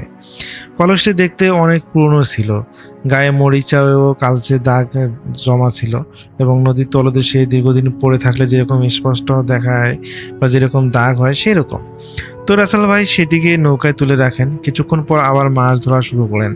তবে এরপর থেকে তার অদ্ভুত কিছু একটা বিষয় চোখে পড়তে থাকে। নদীর চারপাশে রাতের স্বাভাবিক শব্দগুলো ধীরে ধীরে কমে আসে। ঝিঝি পোকার শব্দ, ব্যাঙের ডাক সবকিছু যেন একসঙ্গে থেমে যায়।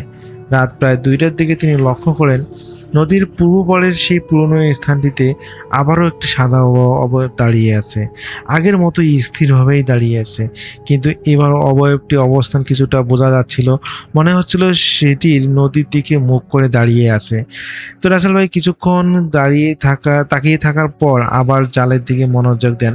কয়েক মিনিট পর পুনরায় পাড়ের দিকে তাকিয়ে দেখেন অবয়বটা আর সেখানে নেই।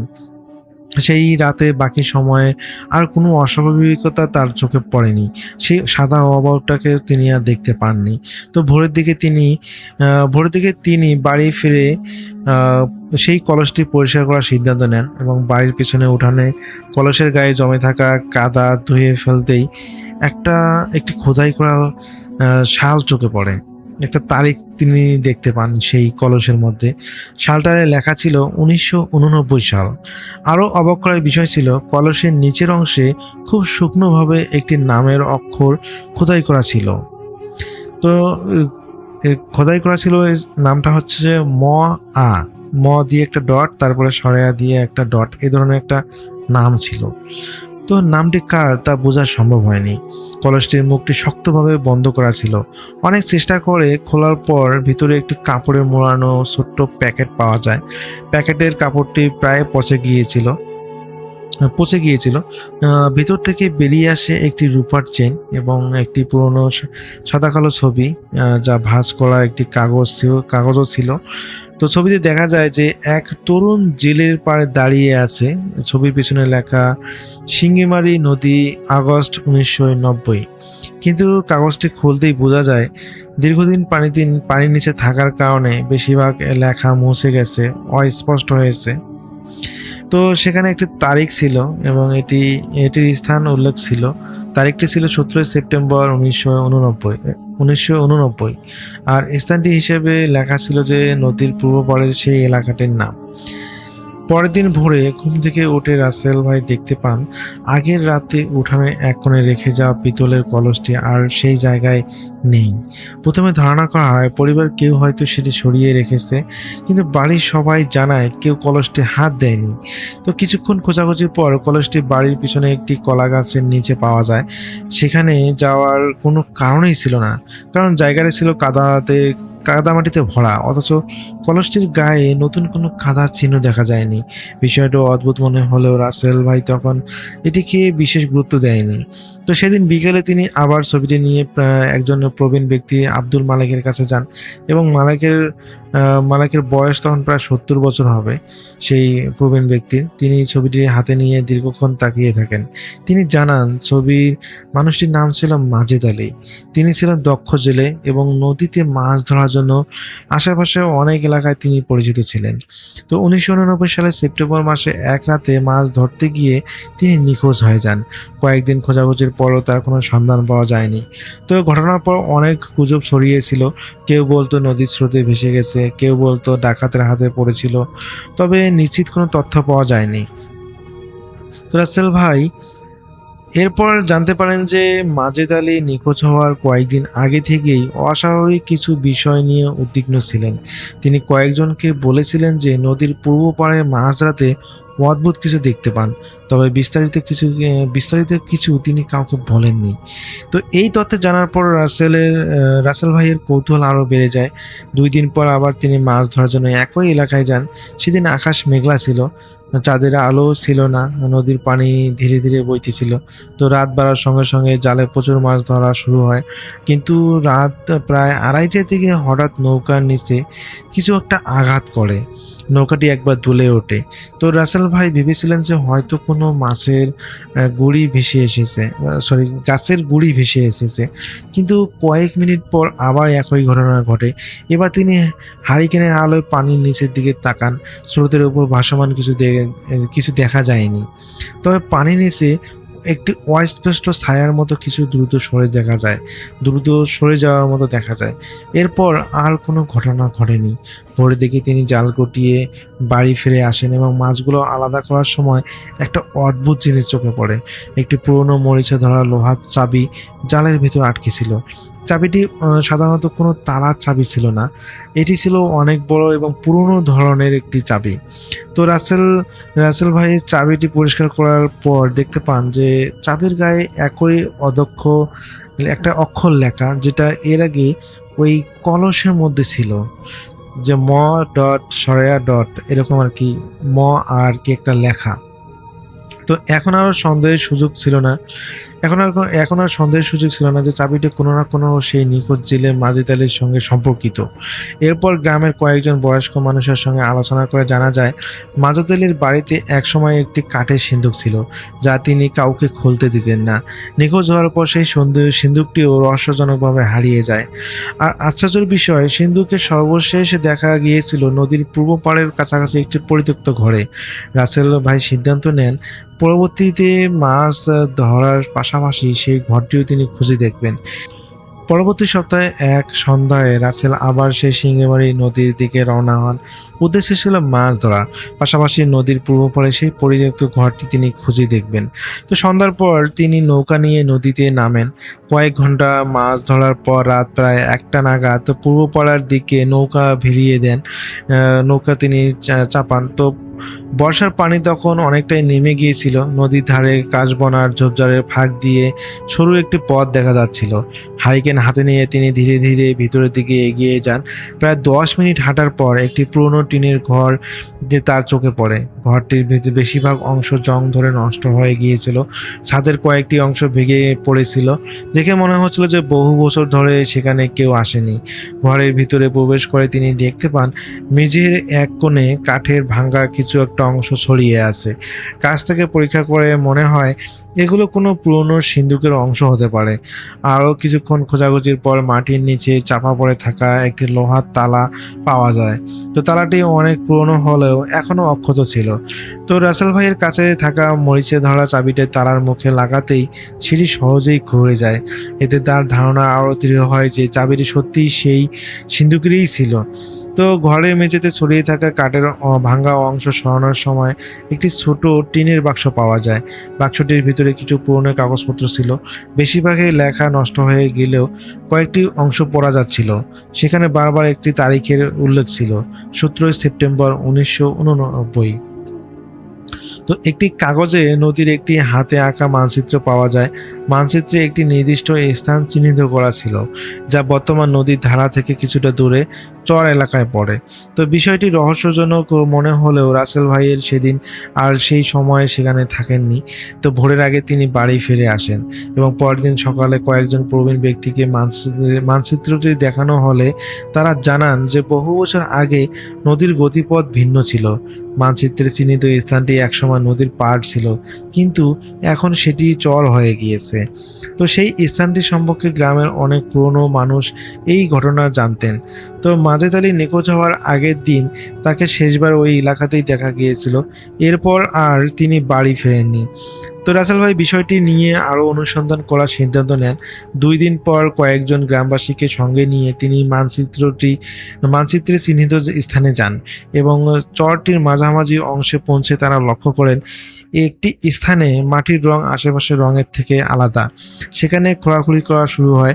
প্রথমে কিছুই পাওয়া যায়নি, কিন্তু প্রায় 1 ফুট থেকে 3 ফুট নিচে একটি পাওয়া যায় কাঠের বাক্স। তো বাক্সের ভিতরে ছিল পুরনো কাপড়, একটি জালের টুকরো আর একটি খাতা। তো খাতার প্রথম কয়েকটি পৃষ্ঠা সম্পূর্ণ নষ্ট হয়ে গিয়েছিল, তবে শেষের কিছু পাতায় এমন তথ্য ছিল যা 1989 সালে নিখোঁজ হওয়ার ঘটনার সাথে সম্পূর্ণ নতুন দিক নিয়ে যায়। তো খাতার লেখাগুলো থেকে বোঝা যায় মাজেদ আলী নিখোঁজ হওয়ার আগে কয়েক সপ্তাহ ধরে নদীতে অদ্ভুত কিছু ঘটনার নথি লিখে রেখেছিলেন। আর শেষ পাতায় এমন কিছু তথ্য ছিল যা পড়ার পর উপস্থিত সবাই যেন স্তব্ধ হয়ে যায়, কারণ সেখানে এমন একজন ব্যক্তির নাম উল্লেখ ছিল যিনি এখনও জীবিত আছেন। খাতায় উল্লেখ করা নামটি ছিল পাশের গ্রামের একজন ব্যক্তির, যিনি তখনও জীবিত ছিলেন। 1989 সালে তিনি ছিলেন তরুণ আর মাঝে মধ্যে জেলেদের সঙ্গে নদীতে মাছ ধরতেন। তো গ্রামের কয়েকজন প্রবীণ ব্যক্তির সহায়তায় তার সঙ্গে যোগাযোগ করা হয়। প্রথম থেকে তিনি বিষয়টি নিয়ে কথা বলতে ইচ্ছুক ছিলেন না। কিন্তু যখন তার সামনে খাতা, ছবি, চাবি এবং ভিতরের কলস দেখানো হয়, তখন তিনি স্পষ্টভাবে বিচলিত হয়ে পড়েন।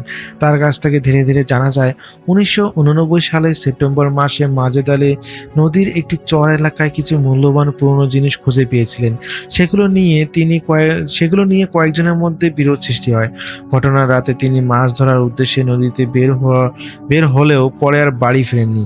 সেই ব্যক্তি স্বীকার করেন যে তিনি ঘটনার কিছু অংশ জানতেন, কিন্তু দীর্ঘদিন ভয়ে কাউকে কিছু বলতে পারেননি। তো এরপর গ্রামের প্রবীণদের উপস্থিতিতেই আরও অনুসন্ধান শুরু হয় এবং মানচিত্রে চিহ্নিত স্থানে আশেপাশে আবার খোঁড়াখুড়ি শুরু করা হয়।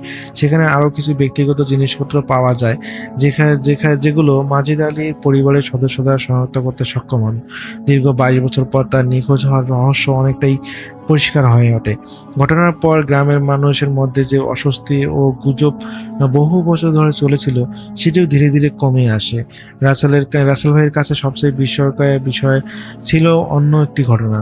ভিতরে কলস পাওয়ার পর থেকে প্রায় 1 মাস ধরে তিনি মাঝে মধ্যে নদীর পূর্ব পাড়ে একই ধরনের সাদা অবয়ব দেখতে পেতেন। কখনো দূরে, কখনো কাশবনের পাশে, কখনো বা নদীর ধারে স্থির হয়ে দাঁড়িয়ে থাকতে দেখা যেত। কিন্তু চর এলাকার থেকে খাতা এবং অন্যান্য জিনিসপত্র উদ্ধারের পর সেই দৃশ্য আর কখনো তিনি দেখা যায়নি, বা সেই অবয়বটিকে তিনি আর কখনো দেখতে পাননি। তো এরপর রাসেল ভাই বহু বছর একই নদীতে মাছ ধরেছেন। তো আসলে এরপর তিনি কোনো কিছুই দেখতে পাননি। তো দেখা যায় যে পরবর্তীতে যখন এই ঘটনাটা সবার কাছে জানাজানি হয়, সবাই বলেন যে তারাও নাকি একই রকমভাবে ওই কাশবনে নদীর চরের দিকে এই অবয়বটাকে দেখেছিলেন। কিন্তু যখন এই রহস্যগুলো একদম উদ্ঘাটিত হয় যে তিনি কিভাবে মারা গিয়েছেন, সবকিছু, যদিও ওই যিনি জীবিত আছেন তিনি বলেছিলেন যে তাকে নাকি হত্যা করা হয়েছিল এবং হত্যা করার পর ওই বালির নিচে তাকে আর কি চাপা দিয়ে মেরে ফেলা হয়। তো এই আহ, যে আপনার হচ্ছে মানচিত্র বা হচ্ছে লেখাগুলো, এগুলো এগুলো আসলে তিনি আগেই নাকি এগুলা তিনি তৈরি করেছিলেন। বিশেষ করে তিনি মাছ ধরার পাশাপাশি তাকে নাকি কোনো একটা জিন স্বপ্নে দেখাচ্ছিল যে তাকে কিছু গুপ্তধন দেবেন এবং তাকে নকশা পর্যন্ত আঁকতে সাহায্য করেছিলেন সেই জিন। তো পরবর্তীতে সেই মাজেদ আলী আর কি সেই জিনের পরামর্শ অনুযায়ী সবকিছু লেখালেখি শালটাল সবকিছু লিখেছিলেন এবং সেই অনুযায়ী কাজ করেছিলেন। এবং যখন তার সহযোগী যাদের সাথে মাছ ধরতে গিয়েছিলেন, যখন তাদের সাথে জিনিসটা শেয়ার করেন এবং তারা বুঝতে পারেন যে হ্যাঁ সত্যি সত্যি তাকে কিছু দিয়েছে, মূল্যবান কিছু। তো পরবর্তীতে এই বিষয়গুলো নিয়ে মাজেদের সাথে অন্যান্য মাজিদের বিবাদ তৈরি হয় এবং এক পর্যায়ে দেখা যায় যে মাজেদুলকে তারা হত্যা করে এবং সেখানে নদীর চরের মধ্যেই তাকে পুঁতে রাখে। তো এটা আসলে ঘটনাটা অনেকের কাছেই একদম অজানা ছিল। তো এই রাসেল ভাইয়ের মাধ্যমেই পরবর্তীতে ঘটনাটা উদ্ঘাটন হয়। তো এটাই ছিল রাসেল ভাইয়ের ঘটনা। রাসেল ভাই, আমি আন্তরিকভাবে দুঃখিত যে এখানে আপনার নামের সাথে এই ঘটনা যিনি আমাকে আমার আত্মীয় যিনি পাঠিয়েছেন তার নামটা সেম টু সেম মিলে গেছে, যার কারণে হয়তো অনেকে কনফিউজ হতে পারে। এই জন্য আমি আন্তরিকভাবে দুঃখিত। তো ঘটনাটা এই পর্যন্তই ছিল। আমি জানি না ঘটনাটা কতটুকু ভালোভাবে শেয়ার করতে পেরেছি, আমি জানি না। এটা লিসেনার দ্বারা বুঝতে পারবেন যে আমি যে ঘটনাটা বললাম সেটা তারা আসলে বুঝতে পেরেছেন কিনা। তো এটাই ছিল ঘটনা। যদি ভালো লাগে থাকে তাহলে অবশ্যই কমেন্ট করে জানিয়ে দেবেন। আর সবাই ভালো থাকবেন, সুস্থ থাকবেন এই প্রত্যাশায়। আল্লাহ হাফেজ।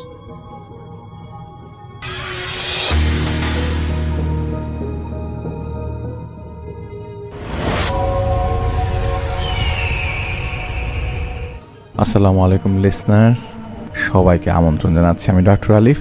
আশা করছি আপনারা সবাই ভালো আছেন, সুস্থ আছেন। এখন যে ঘটনাটা শেয়ার করব সেটা আমাদেরকে পাঠিয়েছেন আন্নি। ওনার ঘটনা আমি আগেও আপনাদেরকে শেয়ার করেছিলাম। ওনার বিয়ের পরবর্তী ওনার শ্বশুর বাড়িতে একটা ঘটনা ঘটেছিল, সেটা আমাদেরকে শেয়ার করেছিল। তিনি আজকে আরেকটি ঘটনা শেয়ার করেছেন এবং তিনি বলেছেন যে যেহেতু আমরা লাস্ট এপিসোডে তার ঘটনা শেয়ার করেছি, ঘটনাটা এরকম ছিল যে একদিন প্রচণ্ড গরম ছিল, এটা আমেরিকাতে অনেক গরম। তখন তার 8 বছর বয়স। তিনি এবং তার ভাই আর তার বোন তাদের ব্যাকইয়ার্ড মানে বাড়ির পেছনে খেলা করছিল। তারা তিনজনই অনেক একজনের সাথে অনেক ক্লোজ এবং বয়সও তারা অনেক কাছাকাছি। তো তারা ফার্স্টে বল দিয়ে খেলা করছিল, তো বল দিয়ে ক্যাচ খেলছিল আর কি। তো তাদের নেইবারে মানে তাদের প্রতিবেশীর ইয়ার্ডে একবার থ্রো করতে যেয়ে প্রতিবেশীদের পেছনের ইয়াতে খালি জায়গায় যে পড়েছে, তো পাশে বাড়িতে যে পড়েছে। তো প্রথমে তার একটু নার্ভাস লাগছিল, পরে যেহেতু খেলছিল তাই তারা আসলে ওই সময় খেলা অবস্থায় ইমাজিন করছিল যে বাচ্চাদের মতো অনেক ইমাজিনারি খেলা হয় না, এরকম ইমাজিনারি খেলা খেলছিল যে আমরা এক্সপ্লোর করব এখন। প্রথমে তারা বলছিল যে তারা প্রিটেন্ড করছিল, মানে তারা নাটক করছিল যে তারা পাশের বাসায় একটা ভূত আছে, সেই ভূতের বাড়িতে তাদের বল পড়েছে। তো ওই সময় কার্টুন দেখা হতো, সেই জন্য এইসব ইমাজিনারি ক্যারেক্টার চলে আসে। এটা কোনো একটা কার্টুন থেকেই তারা নিয়েছিল যে পাশের বাড়িতে একটা ভূত আছে, একটা পেতনি থাকে এবং আমাদেরকে ওই পেতনিকে এড়িয়েই ওই বলটা নিয়ে আসতে হবে, এবং তাদের ম্যাজিক বলটা হারিয়ে গেছে। তো ওইটা দিয়ে এবং ওইটা খুঁজতে হবে এবং ওইটা খুঁজে পেলেই তারা আসলে এই পেতনিকে মারতে পারবে, যে বলটা তাদের পাশের বাড়িতে গেছে। তো তাদের প্রতিবেশীর যে পিছনে যে জায়গাটা সেটা তাদের মতোই বড় ছিল, কিন্তু প্রতিবেশী যে বাসায় বল গেছে সেই বাসায় গ্যারেজ ছিল দুইটা পার্টের, আর আন্নিয়াপুদের গ্যারেজ ছিল একটাই, কিন্তু এটা বড় ছিল। ইউএসএতে গ্যারেজগুলো অনেকটা স্টোরেজের মতো অনেকে ইউজ করে, এবং ওদের গ্যারেজটা ছিল একটু ছোট, বাট ওদের পাশে একটা ছোট স্টোরেজ হাউস ছিল, মানে তাদের নেইবারের যে বাসায় বল গেছে সে বাসায় একটা ছোট্ট স্টোরেজ হাউস ছিল। আর ওই পাশের বাসার নেইবারের হাউসটা ছিল এরকম যে একটু ভুতুরে টাইপের, এমন না যে এখানে ভূত থাকে বা কিছু একটা, কিন্তু ওরকম একটা ফেরিটেলের মতো। ওনারা বল আনতে গেছে, তো ওই গ্যারেজটা পাস করে একটু ভেতরের দিকে গেলেই ওই ছোট্ট রুমটা ছিল, যেই রুমের কাছাকাছি বল গেছে। এবং ওই ওই ওই জায়গাটাতে যাওয়ার জন্য এক যে পাথরের পাথওয়ে করা আর কি, পাথরের মতো সুন্দর করে পাথওয়ে করা, এবং 3-4টা স্টেপস, মানে কাঠের স্টেপ দিয়ে তৈরি। তো ওনারা ওদের বলটা পেয়ে যায়। তো ওরা ওরকম মনে করছিল যে ওইখানে পেতনি আছে, তারা ওইটাকে ডিফিট করবে এখন ওই বলটা দিয়ে। তো বল ওরা হিট করতে থাকে এদিক সেদিক, এবং তারা এবং তার ভাই বোনরা একসাথে মিলেই একসাথে এরকম কথাবার্তা বলছিল, পেতনি তুমি কোথায়, আসলে ইংলিশে যদি বলেন উইকেড উইচ আর কি, পেতনি পেতনি কোথায় তুমি একটা সাইন দাও, আমাদেরকে বোঝাও যে তুমি এখানেই আছো, তাহলে আমরা তোমাকে দেখতে চাই। তো এরকম ভাবে ছোট ছোট বাচ্চা, তারা তখন ছোট তো বয়সে, তারা খেলছিল এটা বলেই, এবং তারা ওই যে ম্যাজিক বলটা পেয়েছে এখন তো মারতে হবে, তো ওই ইমাজিনারি খেলা খেলছিল। আল্লাহ জানে যে এটা কেন তারা করতে গেল বা কেন বললো এরকম কিছু একটা, বা এটা তাদের কার্টুনের যেহেতু দেখেছিল সেই জন্যই করা।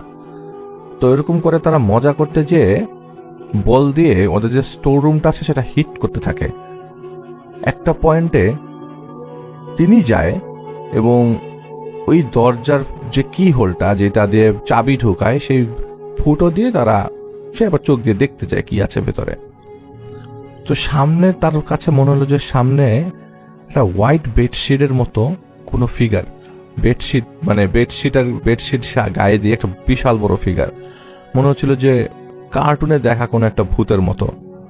তিনি কেন জানি ভয় পাননি, আরো এক্সাইটেড লাগছিল, বলছিল যে আমরা পেয়ে গেছি, ভেতরে কেউ আছে। তো তারা তারপর একজন একজন করে ডোরে নক করতে থাকে, 3বার তারা নক করে এবং সেম কথাগুলোই বলছিল যে তুমি কোথায় পেতনি, তুমি কোথায়। তো তৃতীয়বার একটা ঝামেলা হয়ে যায়, হঠাৎ করে ভেতর থেকে নক আসতে শুরু করে, পরিষ্কার 3বার নক, পজ করে করে 3টা নক। আর ওই সময় মাগরিবের ওয়াক্ত হয়ে গেছে। পেছন থেকে একটা লো ভয়েসে কি জানি বলল, হে, শুধু এরকম একটা সাউন্ড আসলো। তারা সবাই শোনে, তারা মানে ওই শব্দ শোনার পর, কারণ ওই বাড়িতে কেউ থাকে না, ওই শব্দ শোনার পর তারা আর কিছু না, দৌড়ে এসে সবকিছু ভেঙে এমন অবস্থা যে দৌড়ে চলে আসে বাসার কাছে। তখন তার মা মাগরিবের নামাজ পড়ছিল, তো তাদের শব্দ পেয়ে চলে আসার পরে, মানে অনেক শব্দ করে চলে আসছে, তো তারা বললো যে তারা এরকম খেলাধুলা করছিল, তো একটা ইমাজিনারি ক্যারেক্টার নিয়ে তারা ওই জায়গায় খেলছিল, কিন্তু ওই বাসাতে কেউ থাকে না। কিন্তু তারা ওই বলটা নিয়ে যখন ওই বাসায় যায় কাছাকাছি, তো তারা এরকম দরজার ফুটো দিয়ে নাকি দেখতে চায় যে কেউ আছে নাকি বাসার ভেতরে, এবং সত্যি সত্যি তারা বাসার ভিতরে কাউকে দেখে এবং একটা শব্দ এবং আসে তাদের কাছ থেকে। এবং পরে তার মা এটা শোনার পরে জমজম ওয়াটার পানি খাইয়ে দেয় এবং দোয়া করে ফু দিয়ে দেয়।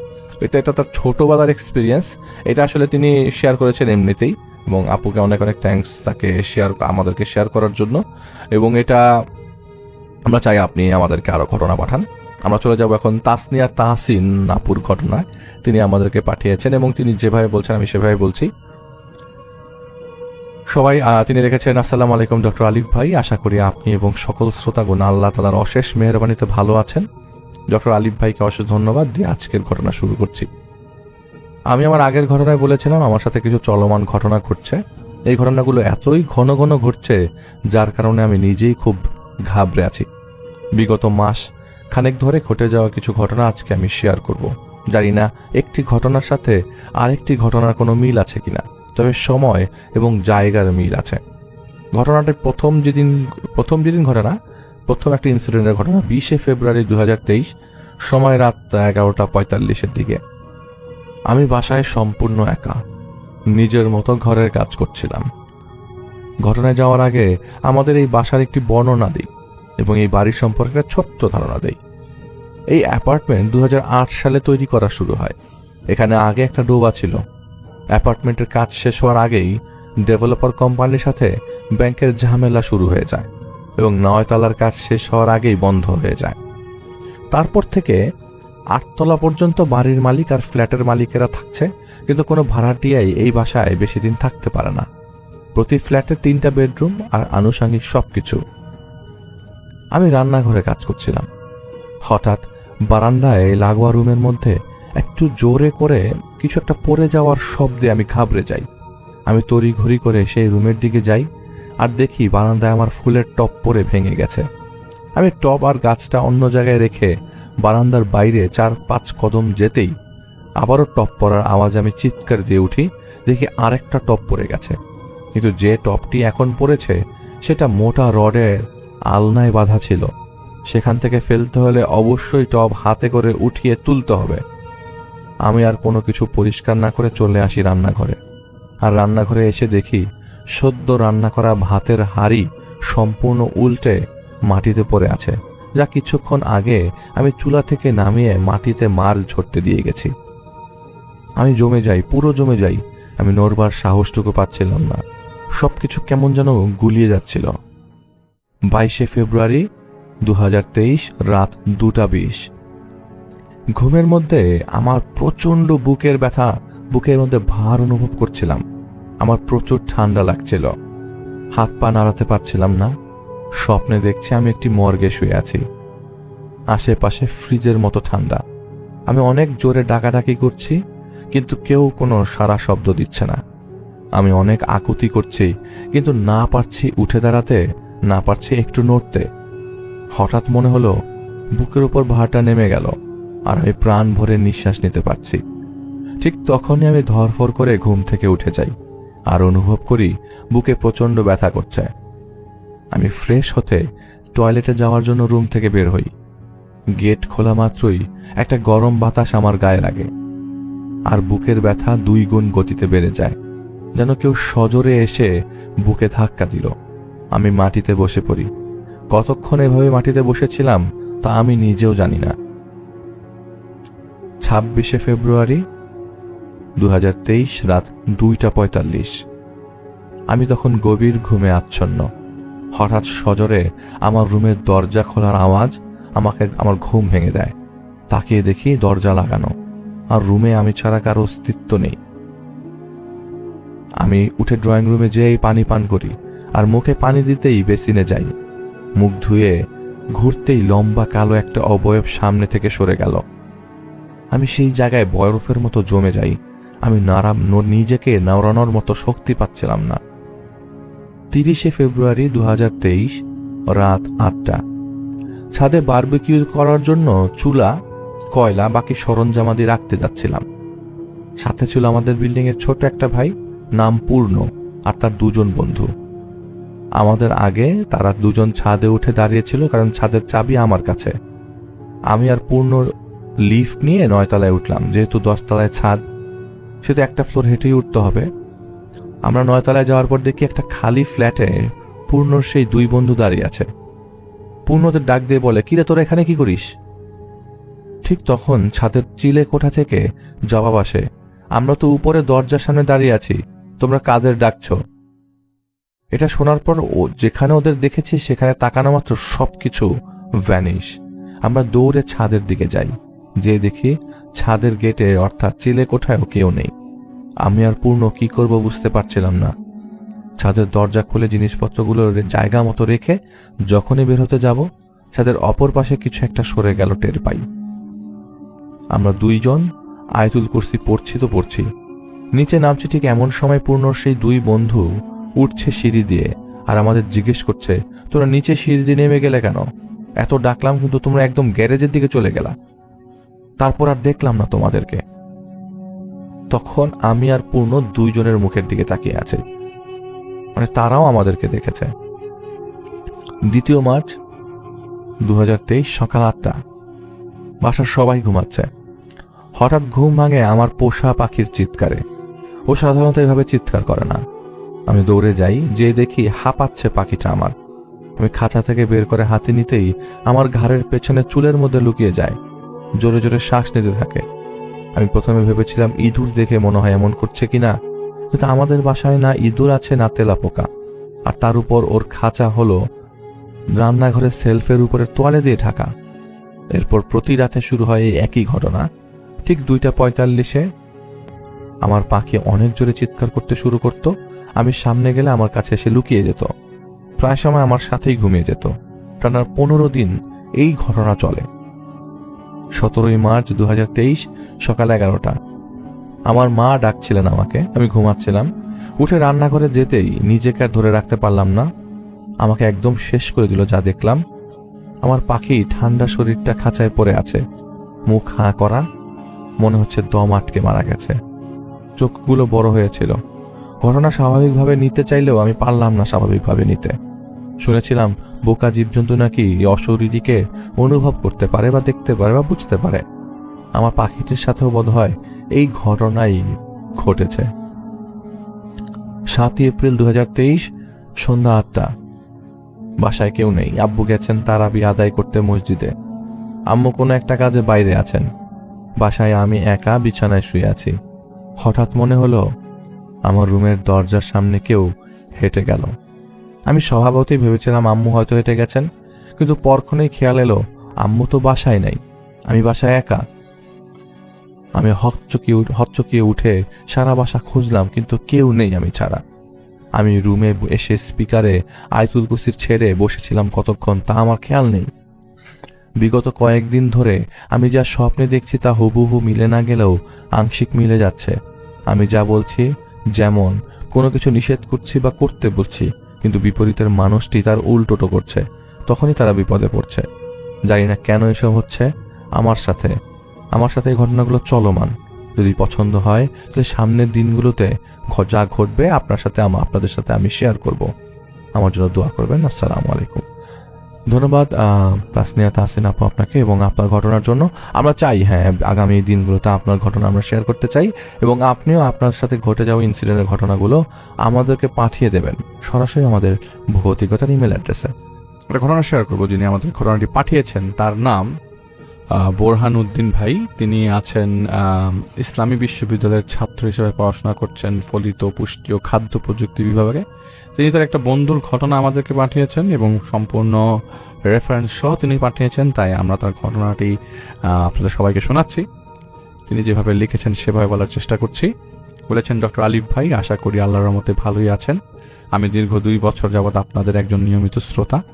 আজকে আমি আপনাদের সাথে একটি ঘটনা শেয়ার করব। এটা আমার বন্ধুর থেকে কালেক্ট করা একটি ঘটনাটি তার দাদির সাথে ঘটে যাওয়া একটি ঘটনা, যেটি চলমান। এটি চলছে প্রায় 25 বছর যাবৎ। দাদির নাম আয়েশা বেগম। ঘটনা বলার সুবিধার্থে আমি ওনার ঠিকানাটাও বলে দিচ্ছি। আপনি চাইলে এটা হাইডও করতে পারেন, আবার চাইলে বলতে পারেন। আমরা এটা হাইড করে যাচ্ছি। ঘটনাটি 1998 সালের সূত্রপাত, এবং ঘটনাটির সূত্রপাত হয়েছিল গাইবান্ধা জেলার কোন একটি জায়গায়। আর আপনি যদি শ্রোতাদেরকে বর্ণনার সঙ্গে ঠিকানা বলতে চান তাহলে ভেরিফিকেশনের জন্য সত্যতাও দেখতে পারেন। যাই হোক, আমরা সেদিকে যাচ্ছি না।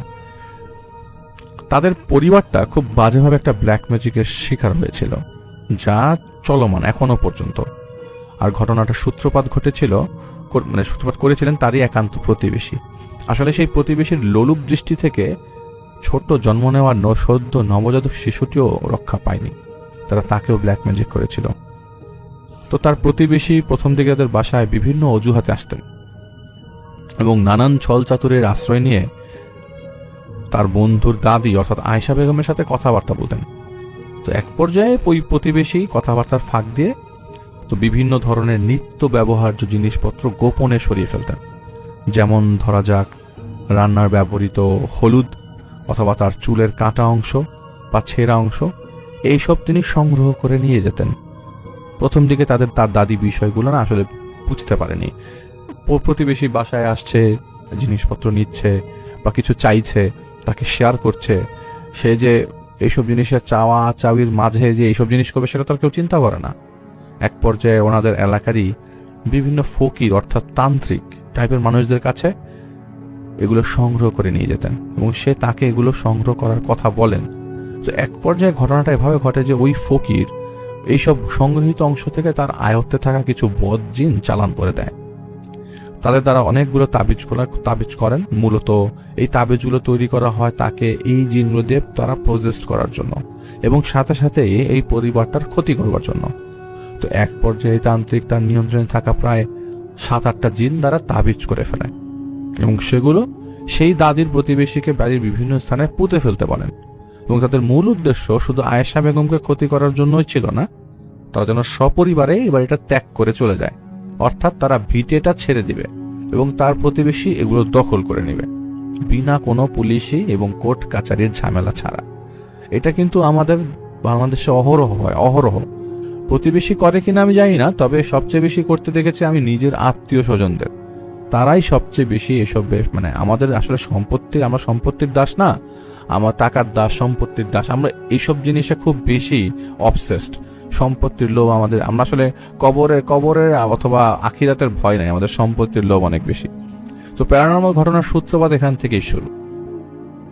প্রথম দিকেই তার দাদির সাথে খুব বাজে একটা ঘটনা ঘটে। একদিন রাতে প্রতিদিনের মতো রাতের খাবার খেয়ে তিনি ঘুমিয়েছিলেন। তো কোনো একটা কারণে তার ঘুমটা ভেঙে যায়। তিনি উঠে লক্ষ্য করেন যে অস্পষ্ট দেখা যাচ্ছিল কয়েকটা অবয়ব, আর তার দেয়ালের সাথে লেগে দাঁড়িয়ে আছে। তো তখনকার দিনে আসলে প্রত্যন্ত গ্রামে বিদ্যুতের কোনো প্রচলন ছিল না। ওখানে ঘরে সম্ভবত কুপির আলো অথবা হারিকেনের আলো অতটুকু ওইটা দেখা যেত, যে যারাও ইউজ করতো তারাও নিভিয়ে রাখতে একটা সময় বন্ধ হয়ে যেত। তো এই কুপির আলোয় যতটুকু তিনি ঠাউর করতে পারছিলেন যে অবয়বগুলো একটা থেকে আর একটা বিদঘুটে ভয়ঙ্কর আকৃতির। তো তিনি ভালো করে বুঝতে পারছিলেন না আসলে এগুলো কি। এই জন্য হ্যারিকেনের জোরটা আর একটু বাড়িয়ে দিয়েছিলেন। এই কারণে যে অস্পষ্ট জিনিসগুলো দেখার জন্য ঠিক তখনই অবয়বগুলো একেবারেই উধাও হয়ে যায়, যখনই হারিকেনের আলোটা একটু বাড়িয়ে দেয়। চোখের পলকেই তা উধাও হয়ে যায়। এটা ছিল প্রথম রাতের ঘটনা। আপনারা যারা হারিকেন দেখেছেন, আপনারা দেখবেন যে হারিকেন বাড়ানো যায়, কমানো যায়, আলোটার ডিমটা বাড়ানো যায়, কমানো যায়। তো উনি বাড়ানোর পর আর কাউকে ওখানে দেখেনি। তো আসলে তিনি এটা নিয়ে তেমন মাথা ঘামান না, তো না ঘামিয়ে ঘুমিয়ে শুয়ে পড়েন এবং সাথে সাথে দোয়াও পড়ে নেন যাতে পরবর্তীতে কোনো প্রবলেম না হয়। তো তারপর 2-3 দিন তেমন কোনো অস্বাভাবিক কিছু ঘটেনি, স্বাভাবিকের মতো দিনের কাজকর্ম চলতে থাকে। তো এক পর্যায়ে 3 দিন পর উনি খুব অসুস্থতা ফিল করেন, শারীরিকভাবে দুর্বল অনুভব করতে শুরু করে, তার মাথা ঘুরতে শুরু করে এবং কিছুদিন পর এই বিষয়টা তিনি তার সন্তানদের সাথে শেয়ার করেন। প্রথম দিকে তার ছেলেরা এই ঘটনাটা তেমন একটা বিশ্বাস করছিলেন না। এক পর্যায়ে উনি যখন বারবার এই একই ঘটনা বলতে শুরু করতে লাগলেন, তখন তারা নিজেরাই চিন্তিত হয়ে পড়েন এবং তার সন্তান আমজাদ হোসেনের ঘরে তখন একটা নবজাতকের জন্ম হয়েছিল। সেও যেন দিন দিন কেমন জানি শুকিয়ে যাচ্ছিল। এই ঘটনাটা ওনার ছেলে আমজাদ আঙ্কেল প্রায় 1 মাস যাবৎ খেয়াল করছিলেন যে তার সন্তান দিনে দিনে শুকিয়ে যাচ্ছে। তো এক পর্যায়ে তিনি তার মায়ের রহস্য উদ্ঘাটন করার জন্য তারই এলাকার স্থানীয় মসজিদের এক ইমাম সাহেবের দ্বারস্থ হন এবং ইমাম সাহেবের সামনে সকল ঘটনা খুলে বলেন।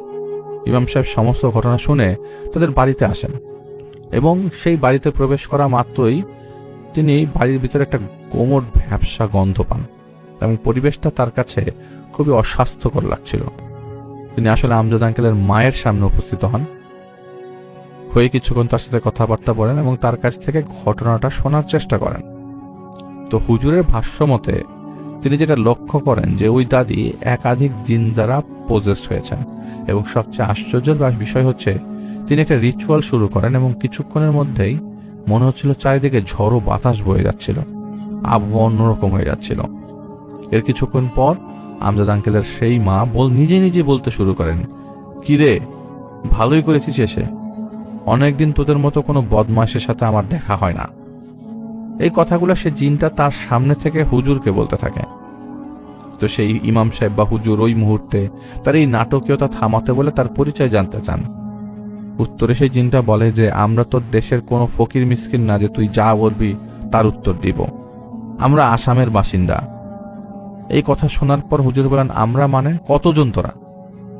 প্রতি উত্তরে সে ভয়ঙ্কর একটা হাসি দিয়ে বলে, আমরা 7 জন। আমি আসামের বাসিন্দা, তাদের মধ্যে একজন টাঙ্গাইলেরও ছিলেন। যেভাবে বলে সে হাসতে থাকে, খুব বিকট হাসি। তো হুজুর তখন তার সাথে সাথে বলেন যে তোদেরকে যেতে হবে এই মহিলাকে ছেড়ে, যার পেছনে আমি কোনো কারণ শুনতে চাই না, কোনো কারণ ছাড়াই চলে যেতে হবে, আর যদি না যাস তার ব্যবস্থা আমার কাছে আছে।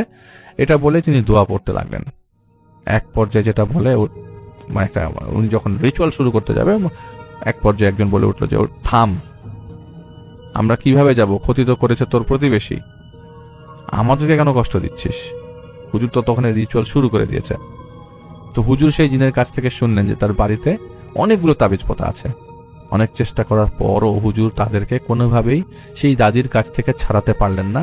কারণটা হচ্ছে খারাপ একটা ব্ল্যাক ম্যাজিক করে তাদেরকে, ওই জিনদেরকে ওই বাড়িতে বন্দি করে রাখা হয়েছিল। তো হুজুর সেখান থেকে তাদের কাছে, আমজাদ সাহেবের কাছে ক্ষমা চেয়ে চলে যান, বলেন যে এটা আমার দ্বারা সুরাহা করা সম্ভব না। এরপর অনেকগুলো হুজুর একে একে দেখানো হয়, কিন্তু কোনো ফল পাওয়া যায় না, উল্টো ঘটনা আরো তীব্র হতে থাকে। এর মধ্যে একদিন রাতের ঘটনা, আমজাদ সাহেবের স্ত্রী একদিন তার ঘরে ঢুকেই দেখেন যে বিছানার পাশে বিষাক্ত সাপ। তো তিনি সাপ দেখে রীতিমতো ভয়ে চিৎকার শুরু করে দেন।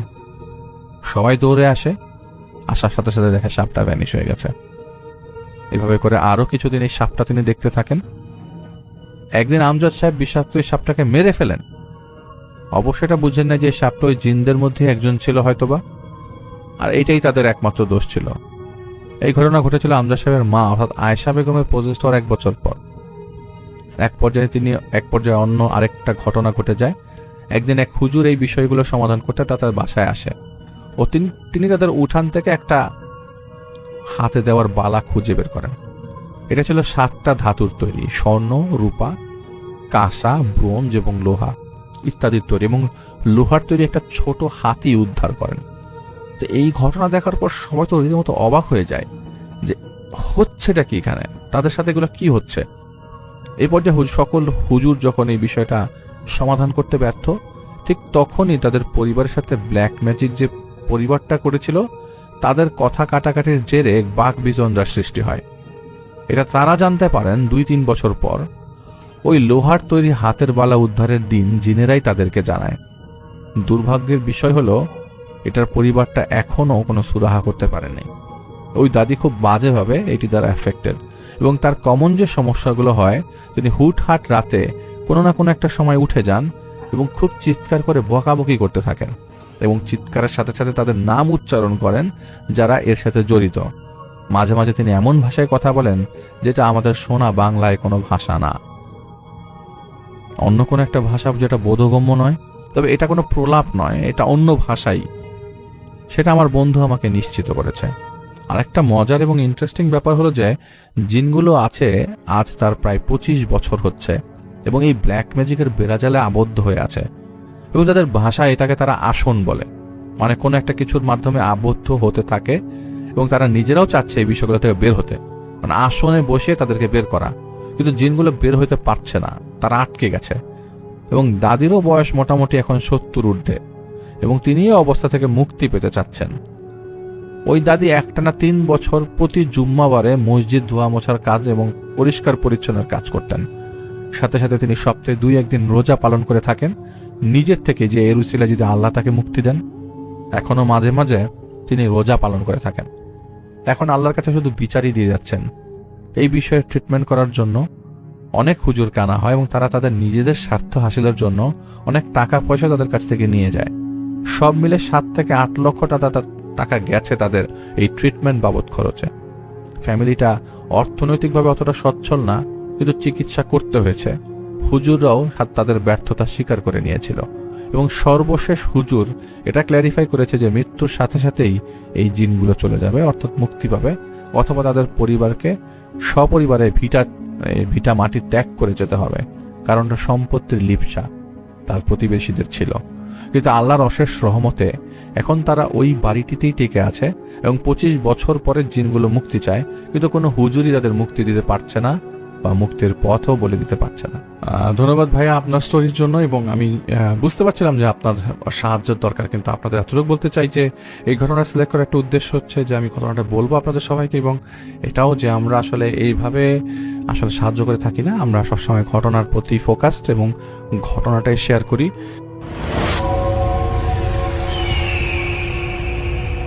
হ্যালো লিসেনার্স, আশা করি ঘটনাগুলো আপনাদের ভালো লেগেছে। আমি চেষ্টা করেছি বাছাই করে ঘটনাগুলো আপনাদের মাঝে শেয়ার করার। আমি প্রতিদিনই ঘটনাগুলো বাছাই করে আপনাদের মাঝে একটি করে এপিসোড শেয়ার করার চেষ্টা করি। যদি আমার ঘটনাগুলো একটু ভালো লাগে তাহলে অবশ্যই এই চ্যানেলটি সাবস্ক্রাইব করবেন। আর আপনারা কোথা থেকে এই ঘটনাগুলো শুনতেছেন, যদি আপনাদের ঠিকানাগুলো জানান তাহলে আমি অনেক কৃতজ্ঞ হব। তাহলে আমি বুঝতে পারবো যে আপনারা কোথা থেকে শুনতেছেন। এছাড়াও আপনাদের মাঝে যদি কোনো ঘটনা থেকে থাকে তাহলে অবশ্যই আমাদের ইমেলে দেওয়া ঠিকানায় ঘটনাটা পাঠাবেন। তাহলে নেক্সট এপিসোডে আপনার সেই ঘটনাটা আমরা রাসেল ভাইয়ের মাধ্যমে অথবা আমরা নিজেরা পড়ে শোনাবো। তো ভালো থাকবেন, সুস্থ থাকবেন, এই প্রত্যাশায় আজকের মতো বিদায় নিচ্ছি। আল্লাহ হাফেজ।